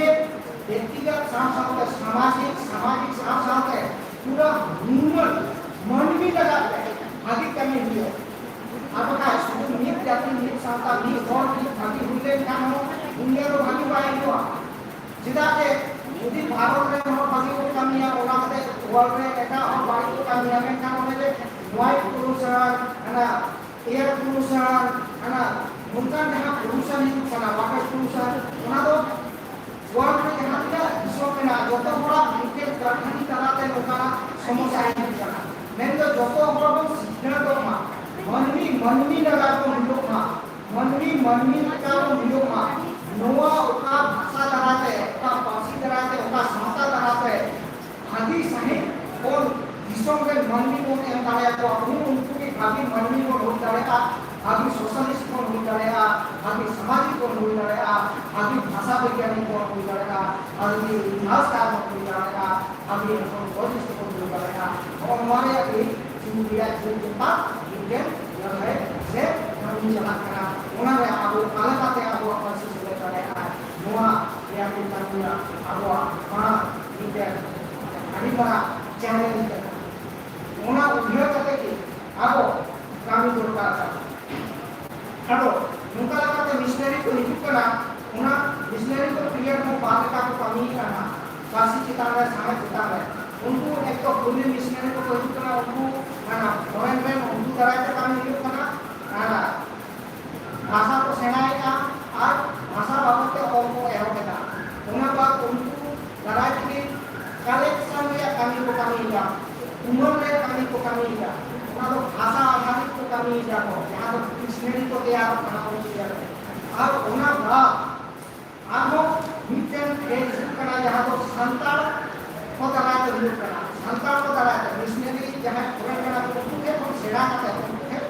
जहाँ आपको कमी कश्मीर आपको आरोप है उनका इफेक्ट पड़ा करना देसी आपको संतान को है उन्हें हम बात करते हैं संतान को मनुष्य करा जहाँ तो घरों हिसाब से यहाँ पर बात है को नाटक देना उन्हें मिशनरी में लेकर फॉरेन हो करना पड़ा और मिशनरी में लेकर तो धार्मिक गुरु हो करना kan untuk bagai karena itu kita akan mengenai efek luar dia jangan efek kontak yang abot itu no oleh India kita orang mungkin santan mungkin efek perang oleh abot santan mau bagai kalau pergi mau kena oleh mungkin abot missionary itu aku isai itu aku kami kita bunga santan jangan itu abot jangan bunga santan bunga karena jangan bunga karena majikan bunga karena orang bunga mana gua lendo Thakur Thakur मारामुलु जहां मोय को तुम को सिंह का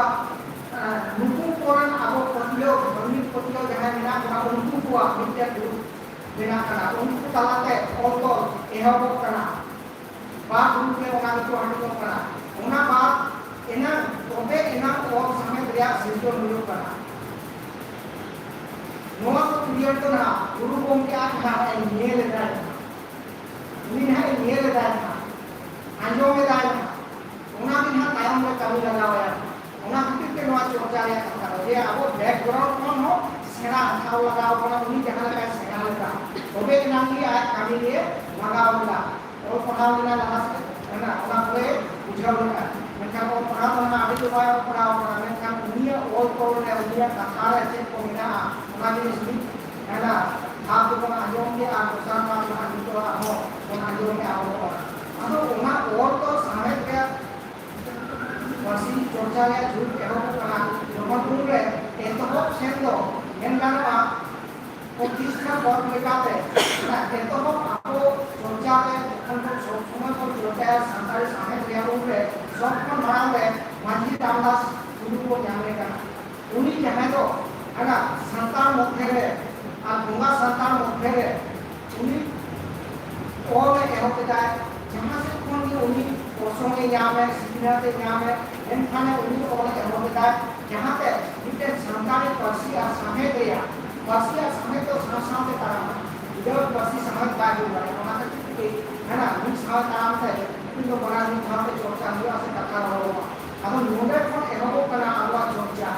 और घटो के मेरे का ओडा को लोगों के और समय से हम चर्चा लहा कना आसेना आनो नहा से कौन से लोगों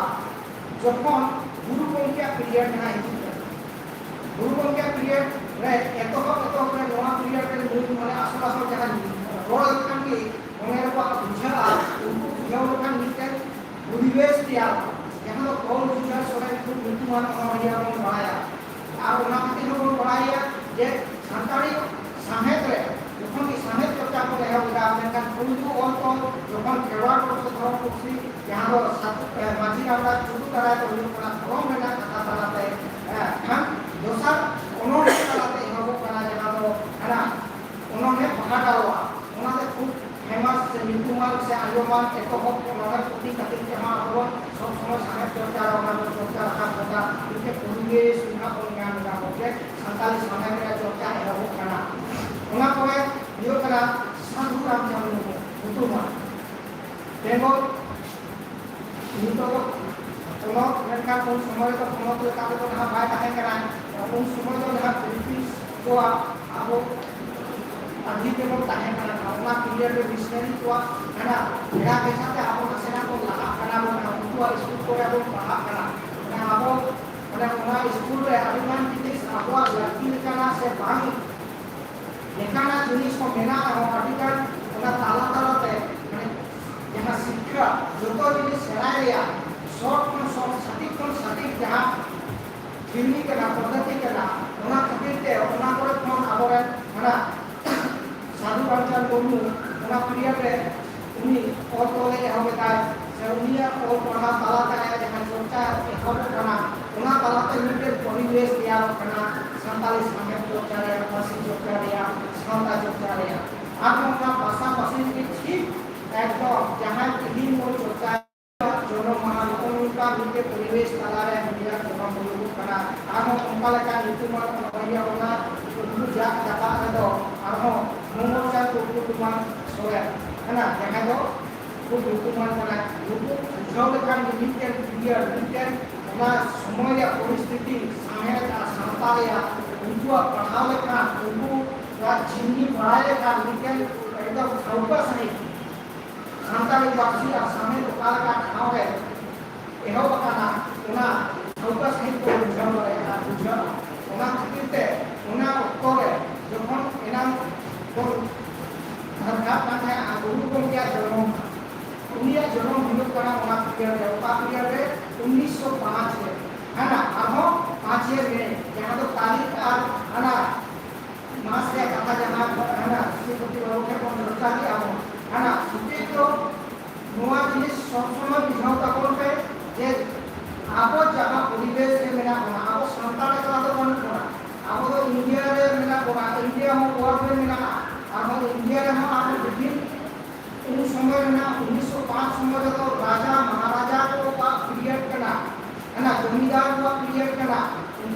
एरिया आपको सत्ता में ताकुआ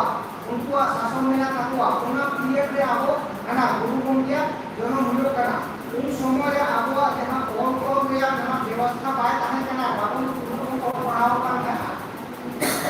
हां जखन आबो all पढ़ाओ ने हो ता अंग्रेज को पीरियड रे हम तो चेक पद्धति को पढ़ाओ ना अंग्रेज पद्धति को पढ़ाओ है ना लॉर्ड मैक्ले पद्धति को पढ़ाओ हां लेकिन आबो मोरे तीन महाचेत बनो निश्चय इंग्लिश बनो इनको इंग्लिश की बनो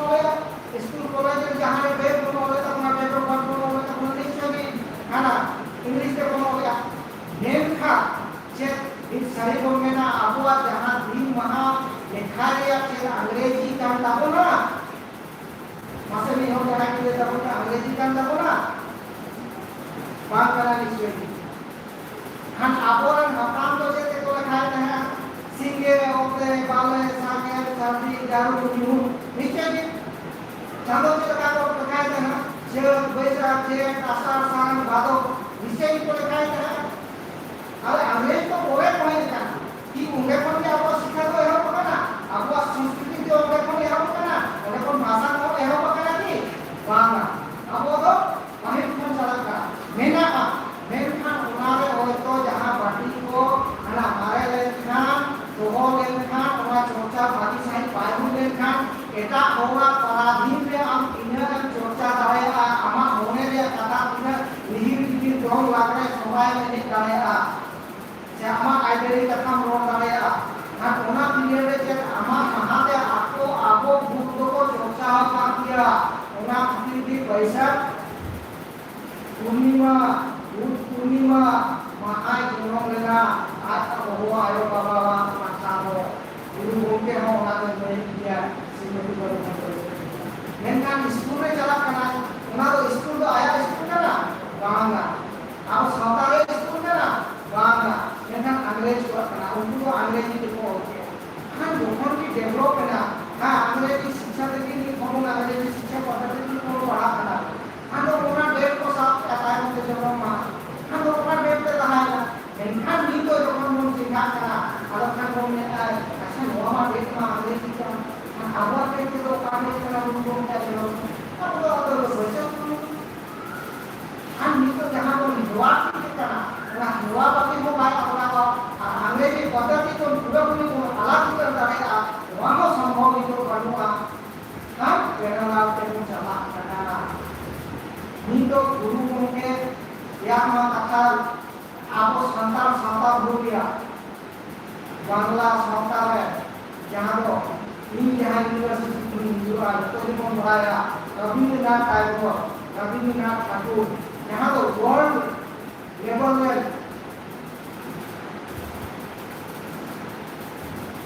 शामिल किया गया दुनिया हो उनका भी बालिका को माना हुआ kan dia tak boleh diukur dengan dia sebagai dia nanti kita menang juga katakan Ahok jauh ka biasa jangan hidup पैसा पूर्णिमा कहना कि है बुद्धि को छोड़ पैसा पूर्णिमा हम लोग की बात कर रही थी बाय जो अतिशो संजोग की हुआ आनो सोसाइटी ने उन्हें लेगा कॉमन बृहस्पति को आने को एक नाम लेगा हम लोग वैसे पूर्णिमा जहाँ किसी को हुए और बृहस्पतिवार भी नहीं अब जहाँ तक मेरा बात बृहस्पतिवार है उनका बृहस्पतिवार भी मना होता है वैसे पूर्णिमा तो बाकी कितना harus dilakukan. Nah, dengan asal jenis kena belum dia dorong, sediak kena, harus sediak ini tu jangan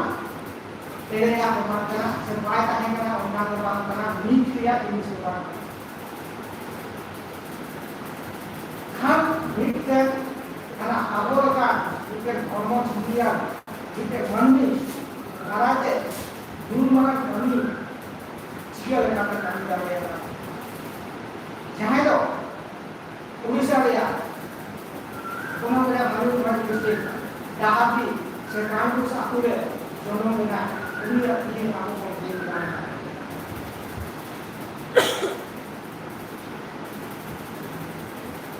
ini kerana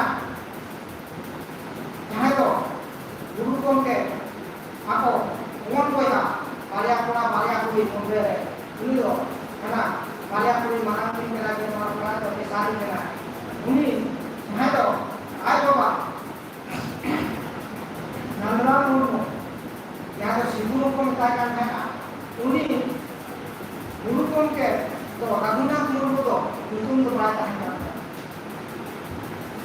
ᱚᱱᱟ ᱱᱚᱣᱟ ᱠᱚ ᱟᱹᱰᱤ ᱢᱟᱨᱟᱝ ᱥᱚᱢᱚᱥᱥᱟ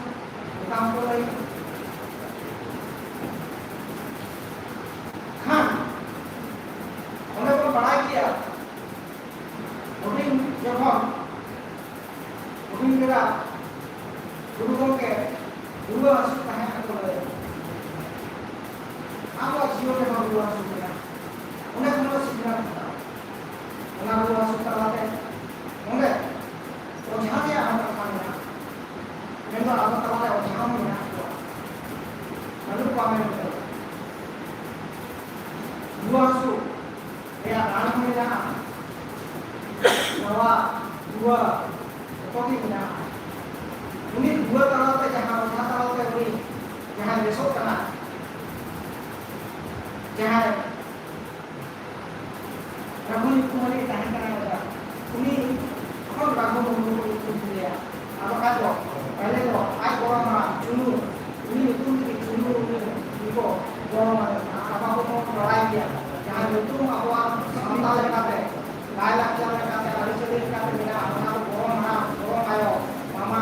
पूरे मामा तक कौन क्या हुआ उनका भी ठीक नहीं है मैंने उनका तलाक का अब क्षमता में पढ़ाई करना अब अपना किया हमारे हो चीजों में दिया अब उनका वक्त है जब उनकी गुरु को के है ना अधिकार को फैक्ट्री है ना हैंडी क्रिएटिव टू वे वास्ता यहाँ तो सॉरी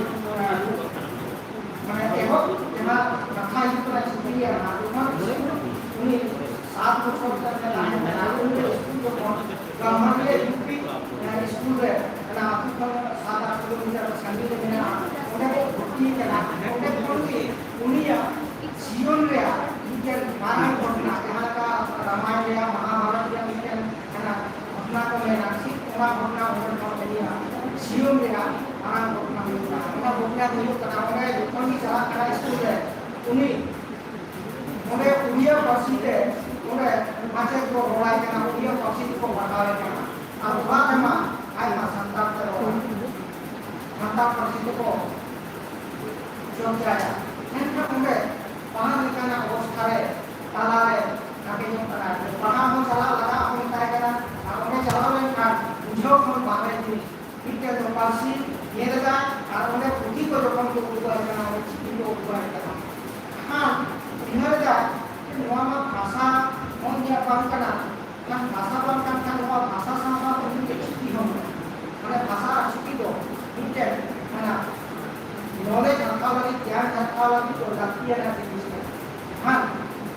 कौन आले भाषा में ना ini लोग ना आले रात में होटल लोग ना आले संता में होटल लोग ना लोग उनको हमको समझ दिशा को ना पाएंगे है ना आपको कोई कुछ यहाँ में कोई कुछ यहाँ में ये लगा है तो संता में कोई है कोई कुछ आने में कोई जो उड़िया में कोई का तो चिरा आता कौन पढ़ा हुई करना उन्हें हम आया तो आई करना उड़िया तो नहीं करना हम उन्हें ini jadi बात करना है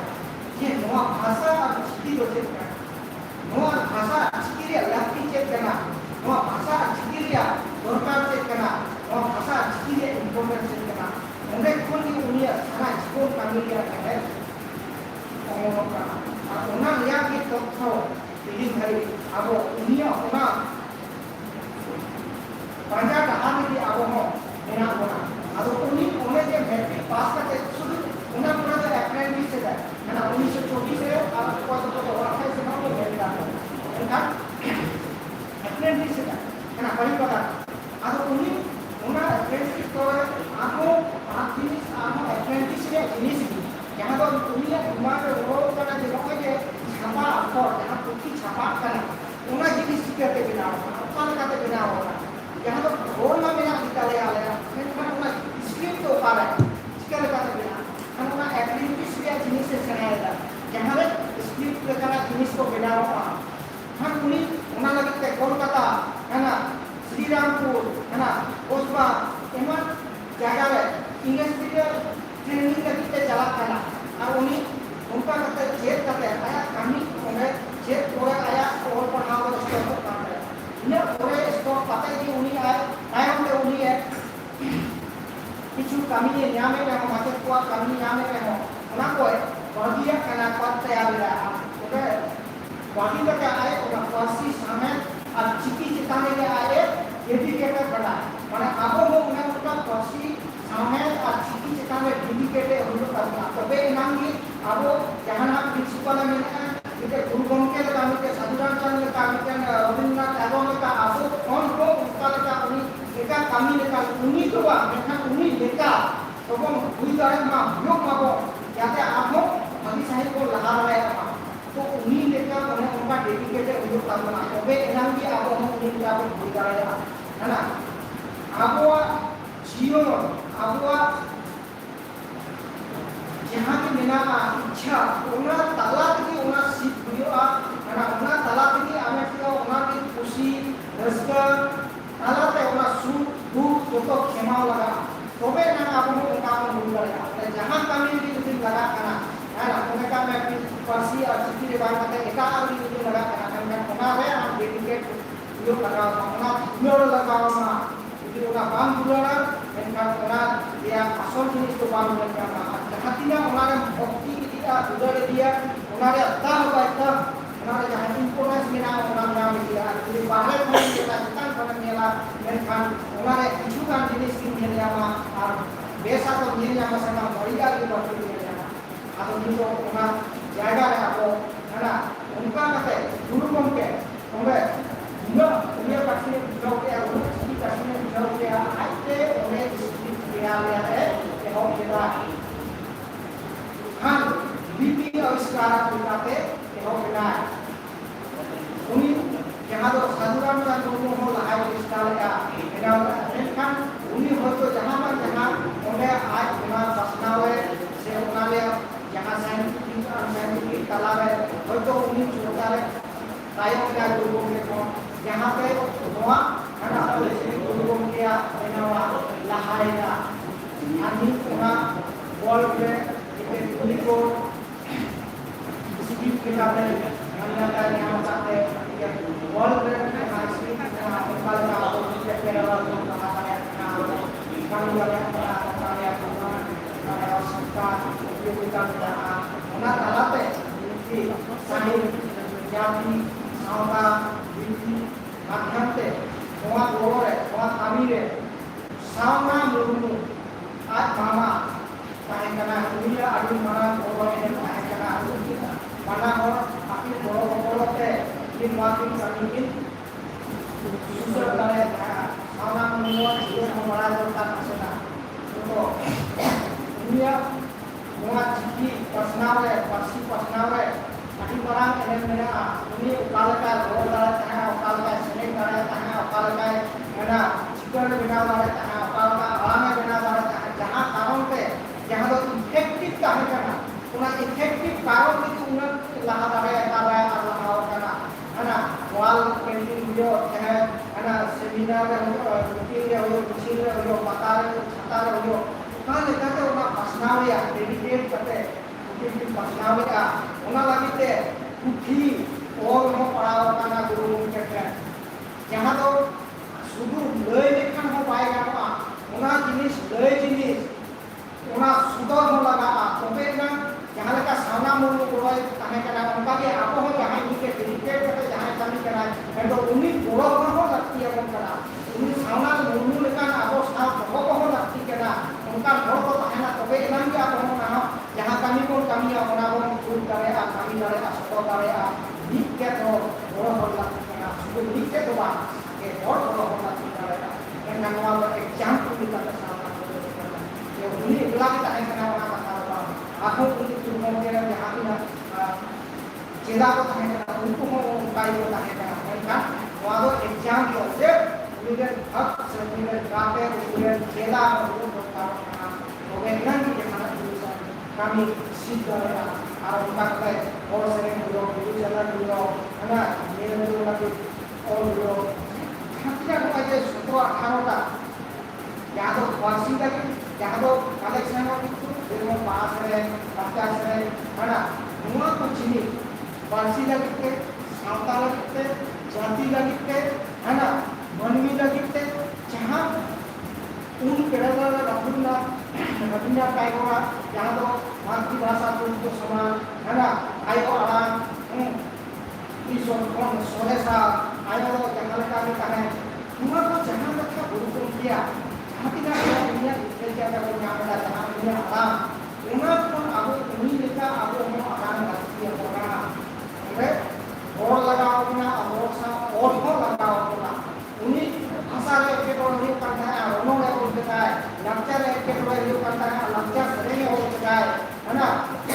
sampai ada orang tujuh jalan dalam itu orang, mana फिर हम हैकर लगा हम हुआ उन्हें लगे तो सिद्धू का भूल करना जिन्हें है ना गया हम बोलेगा है उन्हें बुद्धि युतुम बुद्धि को सेना दराया हम युतुम दरा तिगे अब अधिकार मिटन दाड़े को नाम दराया आज उन्हें युतुम इतनी इतनी में मिला मने जहाँ तो बुद्धि युतुम की दुआर करना उन्हें बोलो गया उन्हें मन बुद्धि bisa tahan kama menkan udah pun tuh menjawabnya ulah bukan ulah jenis ulah oke yang itu bukan ulah daya ya ini ulah angle deh lihat kata ungkan jenisnya ulah tak oke yang itu ulah jaga ini yung pahalangin karena oke yang dunia filosofi awalnya itu sarkot mina alunya filosofi dia ada jangan ulah dalam ulah filosofi itu sarkot mina ulah filosofi apa yang ini sarkot Bio guna apa semua itu kita oke nanti udah kok bingung apa mereka atau mereka kata jangan tuh guna all sama deh aku ini kami kita jadi kami kita ini jangan saling baru saya aku lagi kenapa itu kenapa dia jangan salah kenapa ini Hadir Bharat हम रहे में चला करना ठीक उन्हें पासापासी माने जब state पर डिवाइडेशन करा माने पटेल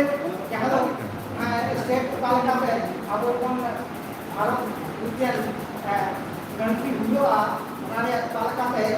अब चेन लेकर बहुत जगह तो तहना लेकिन वर्ल्ड के हिस्ट्री का भी विज्ञान यूरोप पालिका के तो तहना ठीक होता है अब हमें इंडिया रे फिलोसफी डेवलप करा के अब इंडिया का इफेक्ट होता है ना ओना या मूल आधार होइना भाषा भाषा तो जे करा मिके कल्चर या प्रतिनिधित्व करा मिके जातीय प्रतिनिधित्व करा ओना या फिलोसफी या है ना मानवी करा हां ओना आधार होइना हां ओना आधार पे जब ओडिशा है ना बिहार है ना तमिलनाडु उनका जो स्टेट लेवल पे स्टेट मीन्स कल्चर प्रतिनिधित्व दिखाते जहाँ स्टेट उनका तैयार ना उन समय हो गुरु कौन किया जहाँ भाषा आधारित भाषा दिखाते जहाँ आया आंदोलन कार्यक्रम पे समाज जिस तो जेल जहाँ करते हैं जो सुंदरम सोए जहाँ तो गुरु कौन के रंग जिला हो करा है उन्हें फुल भाषा पसीने करना है उन्हीं छह फोन जो उन्हें फिलोसफी सेनाएगा से स्टेट पे जहाँ इंडिया में जहाँ कॉन्सेप्ट चला था उस समय ना स्टेट तोड़ गया ये भाषा आधारित कल्चर आधारित उनमें उन्हीं सुंदर मुर्मू कुछ जोर है ना जहाँ तो आपको बढ़ा दिया जहाँ तो ना देखो मेरा खासा कोई का उन्हें बोल देना है ना ये भाषा आधारित सरकार को जहाँ एरिया में मिला लिया कल्चर आधारित मिला लिया आदिवासी आधारित मिला लिया उन्हें आले या वासी आधारित इंडियन स्टेट लोग माना आले मीट स्टेट मिले ताकि माना मीट आइडेंटिटी क्या माना उन्हें उन्हें को जिनिस अब इसमें क्या होता है ना को मेरे का को उन्हें कारण के लिए अब बिल्डिंग भाषा भाषी क्षेत्र को नाटी दबाव भाषा को नाटी में करना है ना उन्हें भाषा समझना स्क्रिप्ट को नाटी में करना उन्हें भी अब उन्हें स्क्रिप्ट के नाम के अभी बरान के बड़ा हिस्सा है अमेरिकन वाइल्ड को सोचे आपको लगा एको हो रोमन को चालू किया जहाँ बांग्ला पाठा को कहना बांग्ला स्क्रिप्ट को चालू किया बांग्ला भाषा को चालू किया उड़ीसा पाठा को कहना मेजर अपने संतान में लगा बांग्ला उड़ीसा झारखंड उत्तर प्रदेश का बिहार उन्हें क्योंकि उत्तर रोमा जोड़े जहाँ को कहना संतान है ना मेजॉरिटी नोआ जोड़ अब पेड़ से तो हटी के कोना आप वहाँ का आवाज जहाँ यूनिटी जहाँ कल्चर आधारित यूनिटी है ना जाति आधारित यूनिटी जहाँ ना होते हैं उदाहरण का ना हटी या रोना आगे वो चीज सब लोग ना बोल है ना अब के स्टेट तो जहाँ की जो है ना मेंशन आबुआ गुरु जो निको वहाँ के परिकल्पना करा गुरु के परिकल्पना होना सारा जहाँ हिस्टोरिकल फिलोसफर है अपना और बड़ेगा से दूसरे जहाँ आलोचक करता होना तो दुआ के में भाषा आधारित जाति आधारित आर्थिक आधारित नीत पसी नीत भाषा है ना नीत जाति नोबे कौन वीडियो को अमेरिकन आदि राइट पिक्चर करता होगा नोआ आप के के आपको भी करेगा या गुरुकुल के और को सिखाओ ना तो अपना करेगा मेंशन आप महागुण के करेगा आपको समाज करेगा दुनिया नोआ जियो रे नोआ सोचा रे बहुत जोश को नोआ भी करना atau yang semua komunikasi dia atau kalau kata ini kami साथ पर्सनली मैं कमी के दिया उन्हीं गोड़ों में मतलब kita आहो खेरवाड़ जातपा समिति जहाँ तो आया विधु चेतन लेकर संचालक की धन लेकर आया कथा इके मैंने जहाँ तो स्टेज ग्रुप रे सोशल रे मेल करते आयोजन करते इके मैंने पढ़ाते ज्ञान हमें साथे रिस्क तलाते उतार करते होने बसना हुआ भाषा रे चिट्ठी रे साने रे साता रे लक्ष्य रे जिनिस उन्होंने पूरी कल्पना के था यहाँ तो ना खेरवाड़ जातपा समिति को साथे गोड़ों करते उन्हें उल्लू सुधो गया साथे चंदन प्रेस लेकर जिनिस प्रेस से बिना के था जाते उन्हें स्क्रिप्ट आखिर डिफरेंट मैंने एकदम है ना भागी साहित्य है ना मैंने एकदम यहाँ तो जहाँ बिना हुए तो है ना जो कुछ हमारा हिंदू का एकदम आखिर सुबह हमें बिना होता है तो प्रेस से स्थापित किया मैं जो आपको प्रेस को स्थापित लगा होगा है ना उनका है ना आपको व्यायाम चलाते नाटक चलाते कहानी चलाते उन्होंने चलाते आपको है ना स्टेज और कहानी चलाते सब अनेक सेमिनार सिम्पोजियम हो उन्होंने बीच ग्रुप की के ना उन्होंने चलाते आपको पासना आपको सामता सामे है ना संस्कृति तो बे ना है ना जो तो हर कोई होता है तो बे ना आपको है ना आपको आंदोलन में आंदोलन चला के आपको हमके बाइक टीचर बिना वाला से जो तो हर को टीचर वाला जमाना होतो है नाले बिना आपको के भागिया जिनिस बिना तबे ना को अपना दारिया बना तबे ना को है सारी दारिया बना तबे ना को कोटियो बना आपका नाम होय संता और गाना और बिना को है ना किसी खाना है ना dia से अभी खाना अभी जाएगा खाना खाने पाको बड़ा kalau अभी खाना बुरी कथा का हो गया आज साथ सबको साथी आसे का यहाँ संगठन दिया गया है तो उनका संगठन चलाते आप हो पसना लगा होगा आदिवासी सोशल एजुकेशनल कल्चर चलाते उन्हें उन्हें पसना होता है तो इना नोआ जाएगा समझेगा हो तो नोआ को सुधार कर साधुराम का हो तो आए तो ना आया यहाँ विजन कहना हो तो आया स्थापित करेगा है ना ini lahan tahannya sama sama hotel ada hotel dalam bayi orang dunia orang ko enem khatir tiji ini ko lume kana agwa enem ko bisa orang enem abu unka pun kami lekha abu ko lahare al betwa terus ko lahare al semua ki ini terus kana dia akan dia to asal ini sama-sama dulu ke kana citi pasca lagi teh kana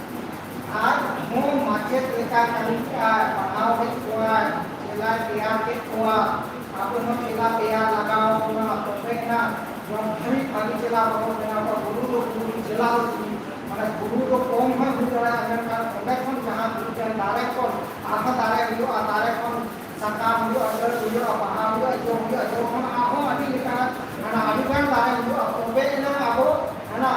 सेना teacher है ना umur को बना वाले atau उनका लेखा आपको हो kami लगाओ ना जिला बिना बना बना सबे ना आपको इधर ini dia bon वाले asal का bon वाला bon saya atau उनका साथ है dia ini ना चर्चा ना kalau kecil का लोग ना तो अधिकार में ना sekolah yang भाग में ना और तो दिन दिन तो बाहर दulu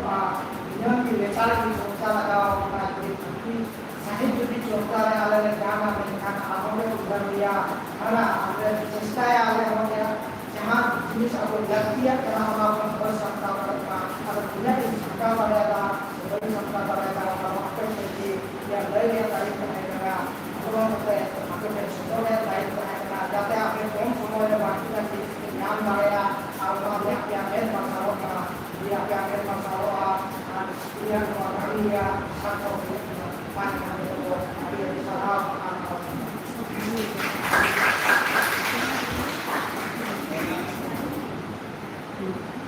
Mana Dr. Manusia Nabi Gombe ini pasti pasal yang dulu dia bayang sampai ayam kata ko ada dalam kata zaman guna jangan ada selamun apa malaria datang tidak melaporkan saya kalau Ujung kita pun jangan ada kita ini jangan begini ujung kita ini kalau orang kata ini orang guna si abu itu saja ujung ujung ke abu itu saja salah besar abu itu saja itu tujuh satu cara kuat jadi terjadi Devon dari kuat Devon dari kuat nolak pun kita abu jiwan dia ada dia apa pada zaman jauh itu dua sahabat kita yang kalau itu orang apa kalau dia itu boleh dengan anak dia kalau itu bukan kita kan kadang-kadang itu boleh dengan itu boleh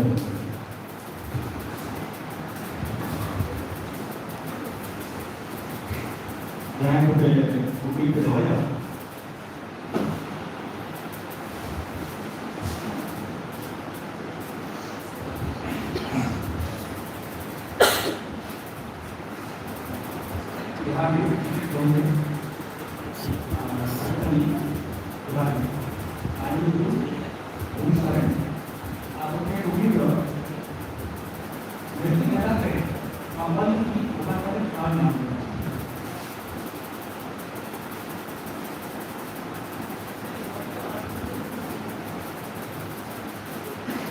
nanti jangan ada opsi bukan awal Ceritanya sangat nyaman.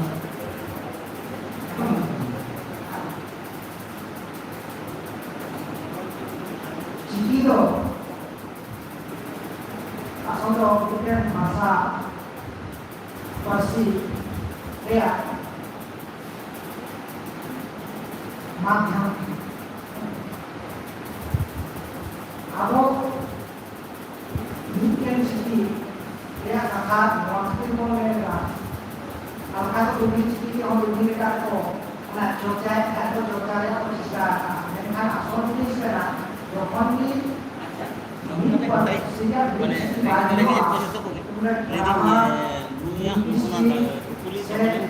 atau belum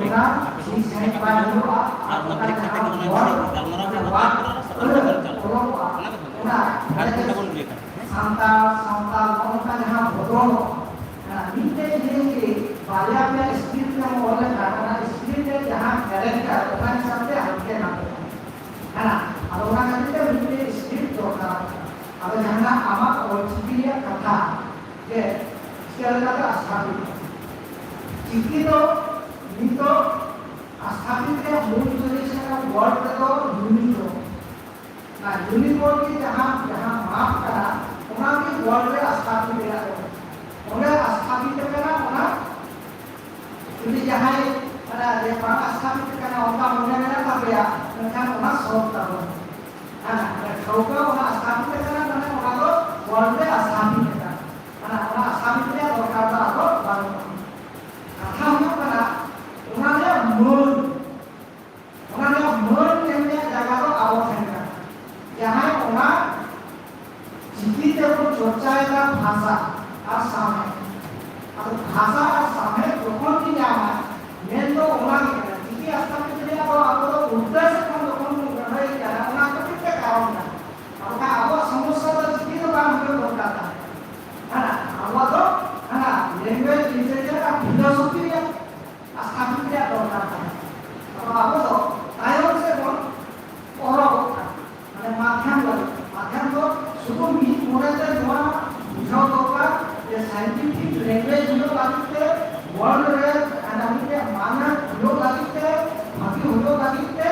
niatnya speed ke orang obeynya ni orang standard bicara dia standard ya orang dia standard ada linguistik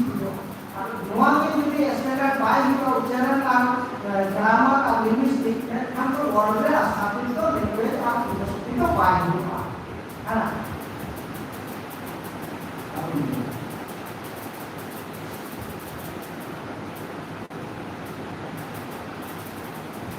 Kalau jangan boleh pergi doya. Kalau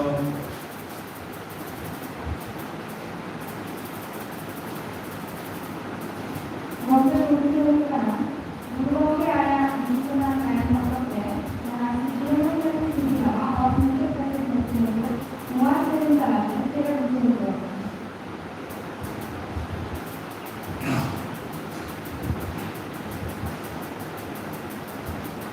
Jadi saya berada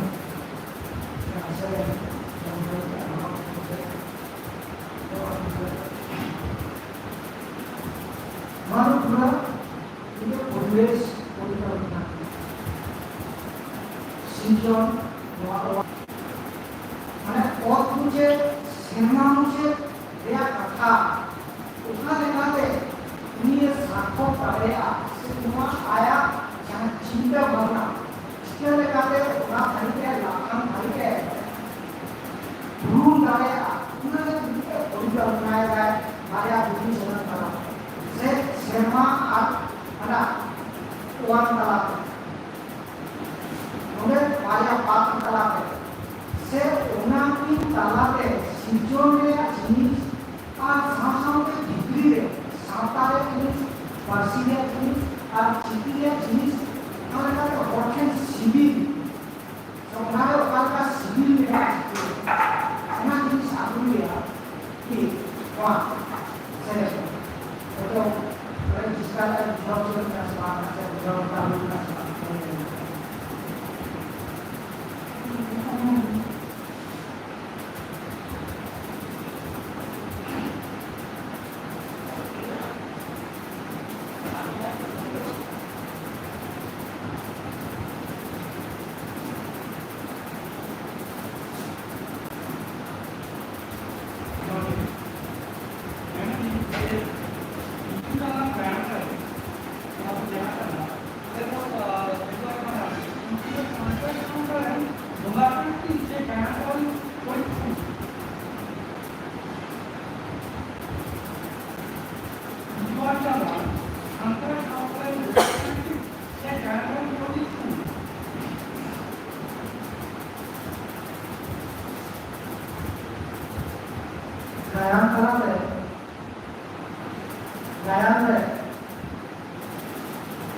Karya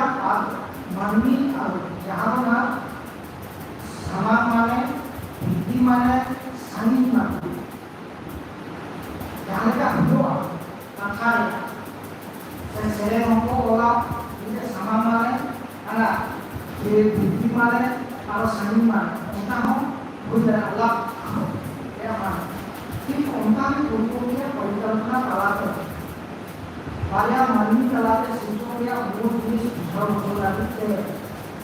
itu ajaran pakai kalian kita dengan mungkin pakai kemudian mani kok आध्यात्मिक कार्य यदि हृदय का यदि तो money कौन आपको भक्ति कार्य बड़े लोग आज जहाँ को पूरा कार्य उनसे कौन होता आध्यात्मिक कार्य क्या मनी कौन भक्ति कौन कार्य लोग आमी कार्य रोड कार्य किशोर कार्य उन्नत कार्य हम पूरा लेकर इनके ग्रुप को हटावा से गुरु के हम उनको जहाँ ना अपन सोच को इंद्रिया प्रकार का बल काम होता है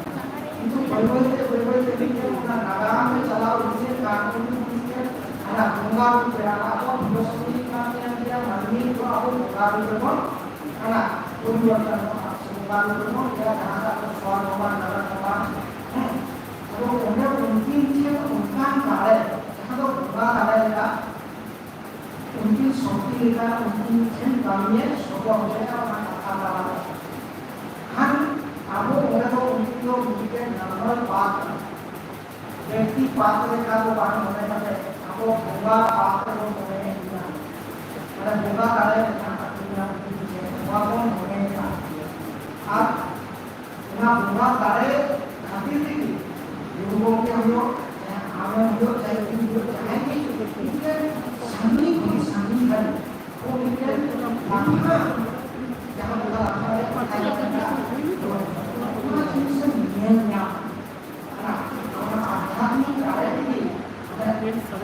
मन कार्य को आपको सेना कार्य को ज्ञान कार्य और उनको बात करने में मदद करो मायने ऐसा उनकी इसके पूरा काम कार्य उनको तो आपको देखो उसको तो हमको पूरा करो बनाना उनकी बात करो उनको तो हमारा आध्यात्मिक कार्य करना और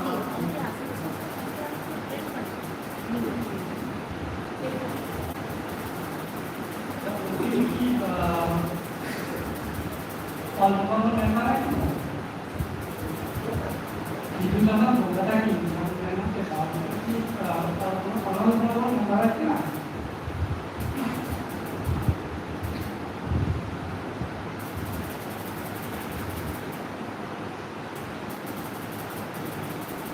itu jemaah sikit sangat ada sikit dulu itu menanda tu ada dulu terus tahun kena mungkin dalamnya sampai itu jenis apa kan pasna bukan karena jemaah itu cuaca pun bahaya kan nah habis itu cuaca bahaya kan orang आध्यात्मिक कार्य कराते सोचा है ये जो कहते हैं knowledge का सोचा है ज्ञान का सोचा है सीखने का सोचा है तो हम इस सीखने का सोचा है अब वो इलेक्ट्रॉन में आगे जहाँ उन्हें जीना तो हो गया उनको वो बुझाओ के अगर मुमकिन है तो वो एक ज्ञान कार्य मुमकिन बात कराते हैं क्या है आगे लगता है इसी तरह अगर मुमकिन से उनको ना ज्ञान कार्य ज्ञान कार्य के अब ज्ञान ज्ञान को आने के बाद ज्ञान का ऐसा उनकी तो ज्ञान में होगा ज्ञान में होगा ज्ञान या कारण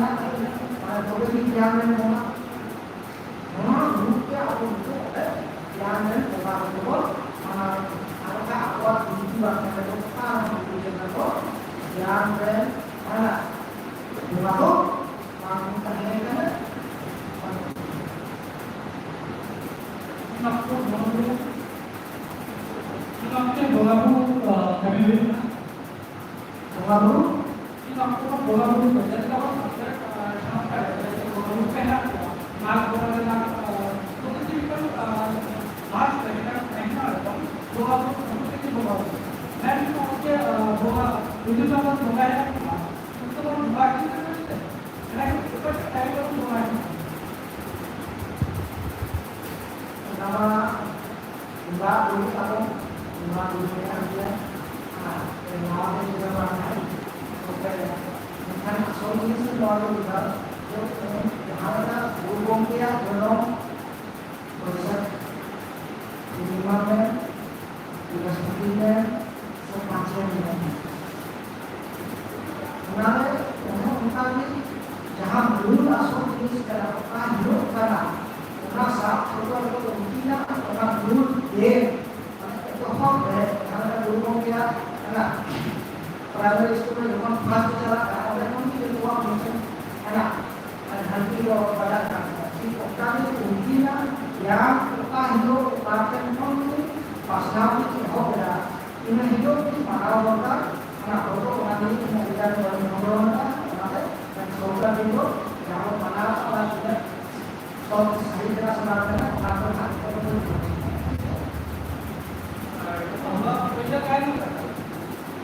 बोलो मैं बोलूँगा हमको सामने का पहले ज्ञान पूरी होगा निखारी ज्ञान लो बच्चों ऑफिस रूप में जो वहाँ पर सोचता है निकाला निकाल लिखित रूप में यहाँ बोलूँ यहाँ का हमारे बोलूँ का और तो जब हम इन काम आपको यहाँ पर चिंता होता है तो उसको तो लाना आपको होता है cuma itu tuh mikirnya publish nah orang publish nah orang get itu orang ketua senior kan orang kalau waktu itu soal lahan orang itu oleh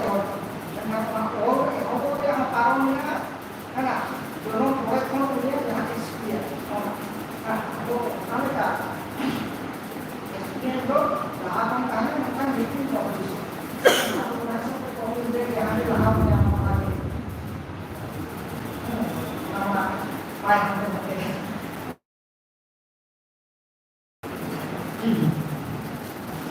अच्छा मत जो है कुछ होता है ना ध्यान ना करो ना कुछ लगे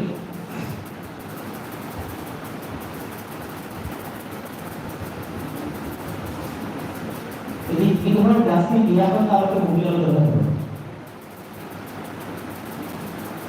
oke ini sama ini mereka dia kalau ini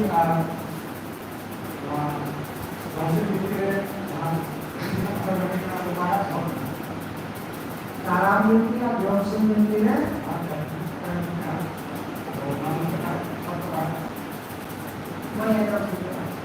jadi kalau mimpi konsep pikir ada kita ada menikah cuma saya satu orang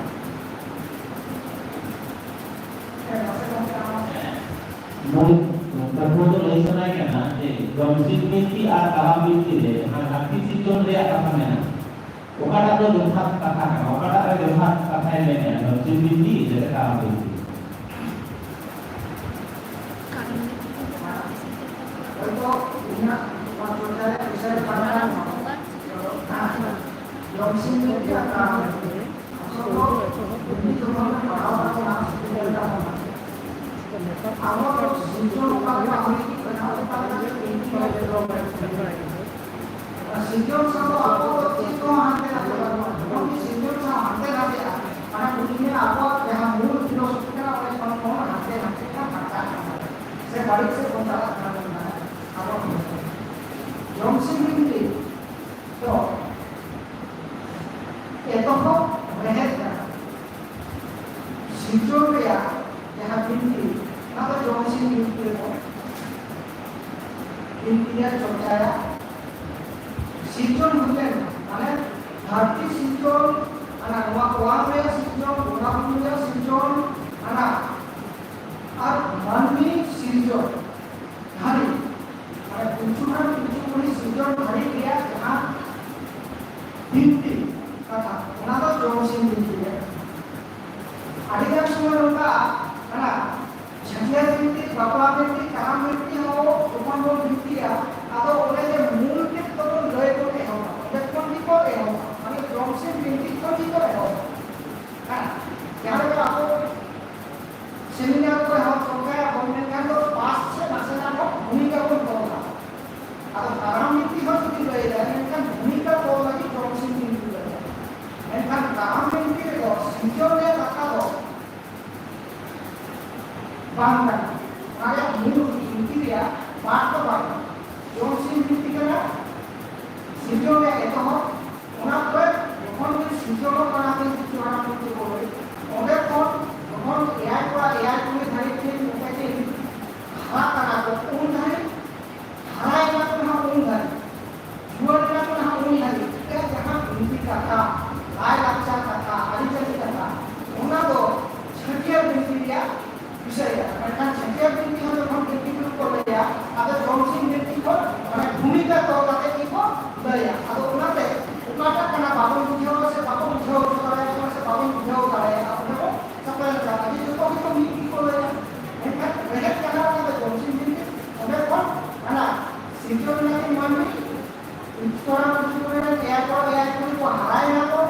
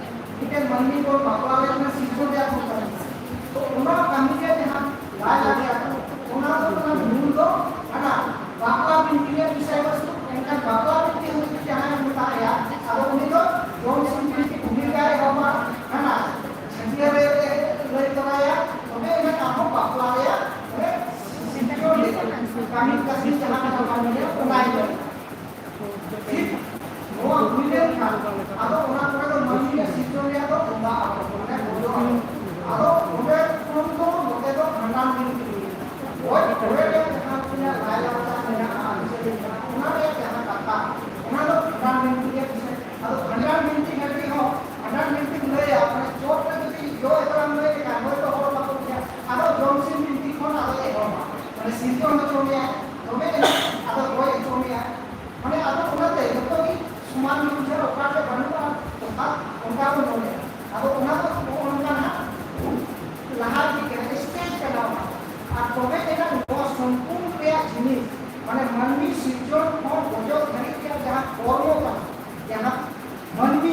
আপো কোড়া जीवन का जहाँ कर्म कर्म है मैंने आपको जहाँ को कामी उना कर्म ताला के आप शिक्षण में जहाँ जिनिस बेस बड़ी ताला कर्म अर्थात मैंने बुद्धि और बड़ी ताला के वो शिक्षण को क्षमा होगा उना बुद्धि और बड़ी के जहाँ कथा उनका कामी का ढंका हुआ ढंका कामी का ढंका हुआ नॉय कामी के बड़ी बुद्धि का या कानून उपाय बड़ी के नुका कामी के कानून उपाय से कामी के नुका होने नोए के नोआ नुकिया बारे बात तलाते आपको जियो लिया मरनी जियो लिया है ना कर्म है ना कामी